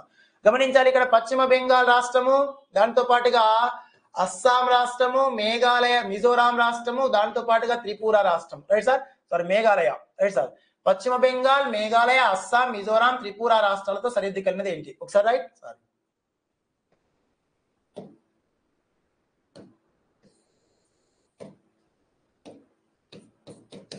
ఎస్ మిత్రమా, ఇది మన యొక్క ప్రస్తావన, రైట్ సార్. ఇక్కడ గమనించాలి, పశ్చిమ బెంగాల్, మేఘాలయ, అస్సాం, త్రిపుర, మిజోరాంతో సరిహద్దు కలిగిన రాష్ట్రాల్లో చూసినట్టయితే ఈ బంగ్లాదేశ్ అనేది మనకి సరిహద్దు కలిగి ఉంటది. PMATM అని గుర్తుపెట్టుకున్నా నేను. PM అంటే పశ్చిమ బెంగాల్, మేఘాలయ, అస్సాం, త్రిపుర, మిజోరాం ఈ రాష్ట్రాలతోటి బంగ్లాదేశ్ అనేది సరిహద్దు కలిగి ఉంటది. భూటాన్ అనేది అరుణాచల్ రాష్ట్రం, అస్సాం, సిక్కిం, అరుణాచల్ ప్రదేశ్ రాష్ట్రంతో అస్సాం, సిక్కిం, పశ్చిమ బెంగాల్ సరిహద్దు ఉన్నది. మయన్మార్, అనామామి, అరుణాచల్ ప్రదేశ్, నాగాలాండ్, మణిపూర్, మిజోరాం రాష్ట్రాలతో సరిహద్దు కలిగి ఉంటుంది. Right sir. నెక్స్ట్ రిమైనింగ్ గమనించాలి మిత్రమా. ఇక్కడ చైనా ఎల్ ఉషా అని పేర్కొన్నాం. ఇక్కడ బంగ్లాదేశ్. Question right answer. భారతదేశంతో ఎక్కువ మొత్తంలో సరిహద్దులు కలిగి ఉన్న పొరుగు దేశం కూడా బంగ్లాదేశ్. Right sir. సో ఇది మొన్న ఇటీవల కాలంలో వార్తలు వచ్చింది. ఇస్ ద మోస్ట్ ఇంపార్టెంట్ మిత్రమా. బంగ్లాదేశ్ లో రాజకీయ సంక్షోభం జరిగింది. కారణాలు ఏంటివి, పూర్వాపరాలు ఏంటివి, ఎందుకు షేక్ హసీనాని బర్తరఫ్ చేశారు, తదుపరి ఎందుకు ఎక్కువ మొత్తంలో ఒక సాహిత్య అవార్డు అంటే ఒక గ్రహీత, నోబెల్ శాంతి బహుమతి పొందినటువంటి గ్రహీతని ఎందుకు ఎక్కువ మొత్తంలో అక్కడ పరిపాలన సౌలభ్యం కోసం ఏర్పాటు చేశారు, పరిపాలన విధి నిర్వహణలో భాగంగా ప్రథమ పౌరుడుగా, ఇవన్నీ తెలుసుకునే ప్రయత్నం చేయండి. ఎస్ మిత్రమా. రైట్. నెక్స్ట్ త్వరలోనే మనం జీకే కరెంట్ అఫైర్స్ కూడా డిస్కస్ చేద్దాం మిత్రమా. మన యొక్క ఇబ్బంది ఏం లేదు. జాగ్రఫీ అయిపోయిన తర్వాత ఇందులోనే కరెంట్ జాగ్రఫీ అంశాలు డిస్కస్ చేస్తాను. మీరు అందుబాటులో ఉండండి. అప్ టు డిఎస్సి వరకు ఈ కోర్స్ 80% వదిలిపెట్టాం. రోజుకు 1 అవర్ కానీ వీలు దొరికినప్పుడు కానీ కరెంట్ అఫైర్స్ జాగ్రఫీ కూడా ఇంప్రూవ్ అవుతుంది ఇందులో జాగ్రఫీ అయిపోయిన తర్వాత. Right sir. 2011 జనాభా లెక్కల ప్రకారం అత్యల్ప అక్షరాస్యత శాతం ఉన్న రాష్ట్రం ఏది? అక్షరాస్యత శాతం. అక్షరాస్యులని ఎవరిని అంటారు సార్? 7 సంవత్సరాల వయసు పైబడి ఉండాలి. భారత రాజ్యాంగం గుర్తించిన 22 భాషలలో మనకి ఏదైనా ఒక భాష అర్థవంతంగా రాయడం, అర్థవంతంగా చదవడం వచ్చిన వాళ్ళని అక్షరాస్యులు అంటారు. అలాంటి అక్షరాస్యత శాతం 2011 ప్రకారం 74.03% విస్తరించినది. అందులో అత్యధిక అక్షరాస్యత శాతం కలిగినది కేరళ రాష్ట్రం, అతి తక్కువ అక్షరాస్యత కలిగినది బీహార్ రాష్ట్రం, 64% ఉంటుంది. Right sir. సో ఇచ్చిన దాన్ని ఆధారంగా చేసుకుంటే ఆన్సర్ గుర్తిస్తే బీహార్ క్వశ్చన్ రైట్ ఆన్సర్ గా పేర్కొనొచ్చు. ఎస్ మిత్రమా. రైట్. పులికాట్ సరస్సు ఏ తీరాల మధ్య విస్తరించిందయ్యా? ఏ తీరాల మధ్య విస్తరించిందో చూడండి సార్. పులికాట్ సరస్సు ఇక్కడ గమనించినట్లయితే మనకి పులికాట్ సరస్సు అనేది నెల్లూరు జిల్లాలో ఉంది. తిరుపతి జిల్లా ఇప్పుడు కొత్త జిల్లా దృష్ట్యా కాబట్టి నెల్లూరుకు దక్షిణ వైపున కోరమండల్ తీరం, ఉత్తర వైపున సర్కార్ తీరం. కోరమండల్ సర్కార్ తీరాల మధ్యలో విస్తరించినది ఆంధ్రప్రదేశ్ రాష్ట్రము, దాంతో పాటు తమిళనాడు రాష్ట్రాల మధ్యలో ఉంది కాబట్టి question right answer. Yes, third option is question right answer. Yes మిత్రమా. Next question. కేరళ తీరం వెంబడి వ్యవసాయం చేసే ముస్లింలను ఏమని పిలుస్తారు? ఇంతకుముందు మాట్లాడుకున్నాం మనం. కేరళ రాష్ట్రంలో కానీ లక్షద్వీప్లో కానీ వ్యవసాయ ఆధారిత ముస్లింలని మోప్లాలని పేర్కొంటాం. మోప్లా తిరుగుబాటు జరిగింది మనకి. Right sir. ఈ తోడాలు, మల్పీలు, కాశీలు అనే వాళ్ళు భారతదేశంలో ప్రసిద్ధిగాంచినటువంటి ప్రధానమైనటువంటి తెగలుగా పేర్కొనొచ్చు. భారతదేశానికి నైరుతి దిశలో దగ్గరగా ఉన్న దీవి ఏది? భారతదేశానికి నైరుతి దిశలో ఉన్న పొరుగు దీవులు ఏవైనా, పొరుగు దేశం ఏదైనా అంటే మాల్దీవులని పేర్కొనొచ్చు. మాల్దీవులు. నైరుతి దిశలో అయితే మాల్దీవులు, దక్షిణం వైపు అయితే శ్రీలంక, ఆగ్నేయ దిశలో అయితే ఇండోనేషియా, సుమిత్రా దీవులు, ఇవి ఇండోనేషియాలో ఉంటవి. Right sir. సుమిత్రా, జావా దీవులు ఇండోనేషియాలో ఉంటాయి. క్వశ్చన్ రైట్ ఆన్సర్ మాల్దీవులు. నెక్స్ట్, నర్మదా, తపతి నదులు దక్షిణం నుండి వరుసగా వేటిని వేరు చేస్తున్నాయి? దక్షిణం నుండి వరుసగా. Right sir. ఫస్ట్ మన భారతదేశం యొక్క భూభాగం ఈ మాదిరిగా ఉంది. Right sir. ఇందులో వింధ్యా పర్వతాలు, తర్వాత సాత్పురా పర్వతాలు, తర్వాత అజంతా పర్వతాలు, ఇక్కడ పశ్చిమ కనుమలు, ఇక్కడ తూర్పు కనుమలు, తర్వాత నీలగిరి పర్వతాలు. నీలగిరి పర్వతాలు, తూర్పు కనుమలు, పశ్చిమ కనుమలు, వింధ్యా సాత్పుర పర్వతాలు. ఇందులో అజంతా వింధ్యా పర్వతాలకు దక్షిణ వైపున నర్మదా నది, తర్వాత తపతీ నది, తర్వాత పేన్ గంగా నది ఇలా ప్రవహిస్తున్నవి. Right sir. ఇచ్చిన వారి దృష్టి చూస్తే నర్మదా, తపతీ నదులు దక్షిణం నుండి వరుసగా వేటిని వేరు చేస్తున్నాయి? దక్షిణం నుండి వరుసగా. Right sir. ఏం చేసినాయి సార్? అజంతా, సాత్పుర, వింధ్యా పర్వతాలను వేరు చేసినవి. అలా అజంతా, సాత్పుర, వింధ్యా పర్వతాలు అనే second option question right answer గా పేర్కొనొచ్చు. సార్ దక్షిణం నుండి కింది నుంచి పైకి పోవాలి మనం. దక్షిణం నుంచి చూస్తే ఎస్, అజంతా, సాత్పుర, వింధ్యా పర్వతాలు. ఎస్ మిత్రమా, వెరీ నైస్. Next question. ఇది ఆన్సర్ గుర్తించండి నాకు. జాబితా 1, జాబితా 2 కింది వాటి జతపరచండి. జతపరిచి ఆన్సర్ గుర్తించండి మిత్రమా. జతపరిచి ఆన్సర్ గుర్తిస్తే భారతదేశానికి దక్షిణ భాగంలో అత్యంత చిట్ట చివరిది కన్యాకుమారి. పశ్చిమ కనుమలో ఎత్తైన పర్వత శిఖరం అనైముడి. నీలగిరి తూర్పు కనుమలో ఎత్తైన పర్వత శిఖరం అరమకొండ. నీలగిరి కొండల్లో ఎత్తైన పర్వత శిఖరం దొడబెట్ట. ఇక్కడ ఆప్షన్ లో అరమకొండ అంటే అరమకొండ పక్కనే ఒకవేళ మళ్ళీ జిందగడ శిఖరం అన్నట్టు జిందగడ శిఖరం అన్నట్టు ఇచ్చిన ఆప్షన్లకే ఆన్సర్ గుర్తించారు మనం. అక్కడ ఇచ్చిన ఆప్షన్ లో సార్ ఇంతకుముందే మీరు జిందగడ శిఖరం అన్నారు, మళ్ళీ ఇప్పుడు అరమకొండ అని చెప్పేసి అనుకోవద్దు. అక్కడ ఇచ్చిన ఆప్షన్ లో ఇంతకుముందు మహేంద్రగిరి ఉంటే అదే రైట్ ఆన్సర్ అయింది. ఇక్కడ అత్యంత ఎత్తు అనేది జిందగడ, రెండవ ఎత్తు హన్మకొండ, మూడవ ఎత్తు మహేంద్రగిరి. కాబట్టి ఇచ్చిన వారి దృష్ట్యా రైట్ ఆన్సర్ ఈ మాదిరిగా కనిపిస్తుంది. Right sir. సో కాబట్టి క్వశ్చన్ రైట్ ఆన్సర్ ఒకసారి గమనించిన మిత్రమా. ఎస్, దక్షిణ భాగంలో చిట్ట చివరిది ఏంటయ్యా? కన్యాకుమారి. 2. పశ్చిమ కనుమల ఎత్తైన పర్వత శిఖరం ఏదయ్యా అంటే దొడబెట్ట. 3. తూర్పు కనుమల ఎత్తైన పర్వత శిఖరం హన్మకొండ 1. తర్వాత పశ్చిమ కనుమల ఎత్తైన పర్వత శిఖరం ఏంటి సార్? ఎస్, ఇక్కడ సార్ గమనించండి మిత్రమా. భారతదేశానికి దక్షిణ భాగంలో అత్యంత చిట్ట చివరిది కన్యాకుమారి 2. పశ్చిమ కనుమల ఎత్తైన పర్వత శిఖరం అనైమూడి 4. తూర్పు కనుమల ఎత్తైన పర్వత శిఖరం హన్మకొండ 1. తర్వాత 3.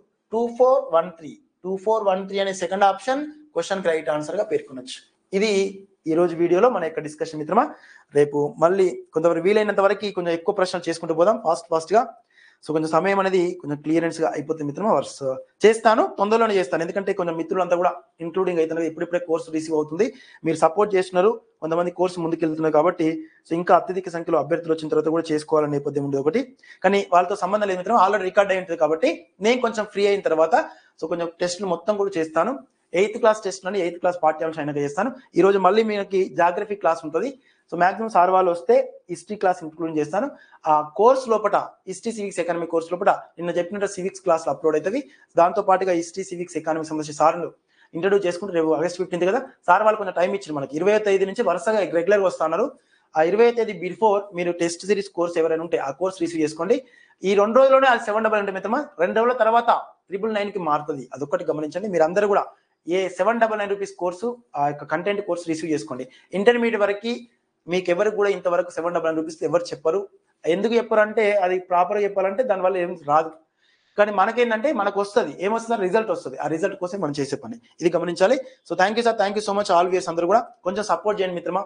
మీరు ఇప్పటికీ చేస్తున్నారు, ఇంకా కొంచెం రెగ్యులర్గా చేయండి. మీరు ఒకరోజు నేను చెప్పినప్పుడే పెడుతున్నారు. రెగ్యులర్గా కొంచెం మీ కుటుంబ సభ్యుల్లో వెంకట్ సార్ ఒక వ్యక్తిగా మీకు తెలిసిన మిత్రులందరికీ తెలిసిన గ్రూప్ లో వెంకట్ సార్ యొక్క కోర్స్ ని స్టాటస్ పెడుతూ షేర్ చేస్తూ ఉండండి. మన యొక్క యూట్యూబ్ ఛానల్ కూడా కొంచెం రెగ్యులర్ గా షేర్ చేయండి. యూట్యూబ్ లో కూడా కామెంట్ చేయండి, కొంచెం పోస్ట్ చేసిన తర్వాత కామెంట్ చేయండి.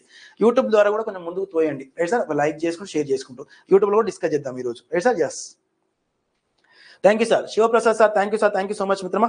ఎస్, చేస్తాను మిత్రం, అన్ని చేస్తాను. వీళ్ళ ప్రకారంగా మీకు అనుకూలంగా అన్ని ఏర్పాటు చేస్తాను. Right sir. ఎస్, కొంచెం టైం ఇస్తూ ఉండండి. మీరు ఎంత ఓపికతో ఉంటే నేను అంత ఎక్కువ మొత్తం ముందుకు తీసుకెళ్తాను మిమ్మల్ని. Right sir. Yes, thank you sir, thank you మిత్రమా, ధన్యవాదాలు. Right sir. ఆల్ వ్యూయర్స్ అందరూ కూడా కొంచెం మన కోర్స్ ని స్టాటస్ పెట్టి మీకు తెలిసిన గ్రూప్ లో షేర్ చేయండి. అందరికీ కలిసి ముందు అడిగేద్దాం. ఒకటి మాత్రం గుర్తుపెట్టుకోవాలి, మార్నింగ్ టైంలో కొంచెం టిఫిన్ చేస్తున్నాం, మధ్యాహ్నం టైంలో భోజనం చేస్తున్నాం, నైట్ టైంలో మళ్ళీ భోజనం చేస్తున్నాం. ఈ 3 సార్లు భోజనం చేస్తున్నాం కదా, కొంత టైం కేటాయించినాం. ఇప్పటికి ఇంత వయసులో ఉన్నాం, ఏం చేయాలి? ఇప్పటికీ మన యొక్క వ్యవహారిక జీవితంలో ఏ విధంగా అడుగు పెట్టాలి? సర్వీస్ ఎందుకు రావట్లేదు నాకని విమర్శించుకోండి. 3 సార్లు భోజనం చేసేటప్పుడు ఒకసారి ఆత్మవిమర్శ చేసుకోండి. ఎందుకు రావట్లేదు సర్వీస్ అని చెప్పేసి కొంచెం అక్కడే మనకి కంప్లీట్ కొంత హ్యాండ్ ఓవర్ అవుతుంది మిత్రం, అది గమనించే ప్రయత్నం చేయండి. Right sir. Yes, so thank you Subhashini ma'am. కొంచెం కింద కామెంట్స్ సెండ్ చేసి షేర్ చేయండి మ్యామ్. నెక్స్ట్ రిజల్ట్ కూడా ప్రకటిస్తాం మ్యామ్. ఇది ఇక్కడ రిజల్ట్ ప్రకటించడానికి ఒక చిన్న ప్రతిపాదన. టెస్ట్లు అందరూ ఒకేసారి రాయట్లేదు, అందుకని నేను ఒక 2 రోజుల వరకు వాళ్ళు ఏం చేస్తున్నారంటే 100 మెంబర్స్ క్రాస్ అవుతున్నారు అనమాట. అప్పటిదాకా తక్కువ మెంబర్ రాస్తున్నారు, అందుకే కొంచెం టైం తీసుకుంటున్నా. మాక్సిమం వీలైనంత వరకు. సో ఆగస్ట్ 15 రేపు నుంచి ఏ రోజు టెస్ట్ ఆ రోజు యొక్క రిజల్ట్ ప్రకటిస్తాను, మన యొక్క కోర్స్ గ్రూప్ లో ప్రకటిస్తాను. ఇది గమనించండి right sir. Yes, all the best once again all of you. So అందరికీ హ్యాపీ ఇండిపెండెన్స్ డే. వచ్చే సంవత్సరం స్వతంత్ర దినోత్సవం అనేది 78వ స్వతంత్ర దినోత్సవం ఈరోజు జరుపుకుంటున్నాం, రేపు జరుపుతాం. 79వ స్వతంత్ర దినోత్సవం మీరందరూ కూడా విత్ సర్వీస్ లో ఉండి, ఉపాధ్యాయ వృత్తిలో ఉండి, బడిలో జనగణమన ఆలపించాలని, జనగణమనలో ఉండేటటువంటి కొన్ని కీలకమైన అంశాలపైన కూడా ప్రశ్నలు వచ్చే అవకాశం ఉంటుంది. కాబట్టి గమనిస్తూ మీరందరూ సర్వీస్ కొట్టే విధంగా మీకు అందరికీ ఒంట్లో శక్తి సామర్థ్యాలు భగవంతుడు ప్రసాదించాలని మనస్ఫూర్తిగా కోరుకుంటూ, ఎల్లప్పుడూ మీ విజయాన్ని ఆకాంక్షించే మీ వెంకట్ సార్ని మీరు ఎక్కువ మొత్తంలో ముందుకు తీసుకెళ్లాలని ఆశిస్తూ ఇంతతో ఈ యొక్క సెషన్ ముగిస్తున్నా. Right sir. Yes, thank you sir, thank you so much. WhatsApp group కి ఆల్రెడీ క్రియేట్ చేశాను మిత్రమా. ఈ కోర్స్ గ్రూప్ లో ఈ రోజు వాట్సాప్ లింక్ పెడతాను, అందులో యాడ్ అవ్వండి. Right sir. Yes, thank you sir. So thank you sir, thank you so much. Yes మిత్రమా, రైట్ కొంచెం షేర్ చేయండి, స్టాటస్ పెట్టండి. ధన్యవాదాలు మిత్రమా. Thank you all.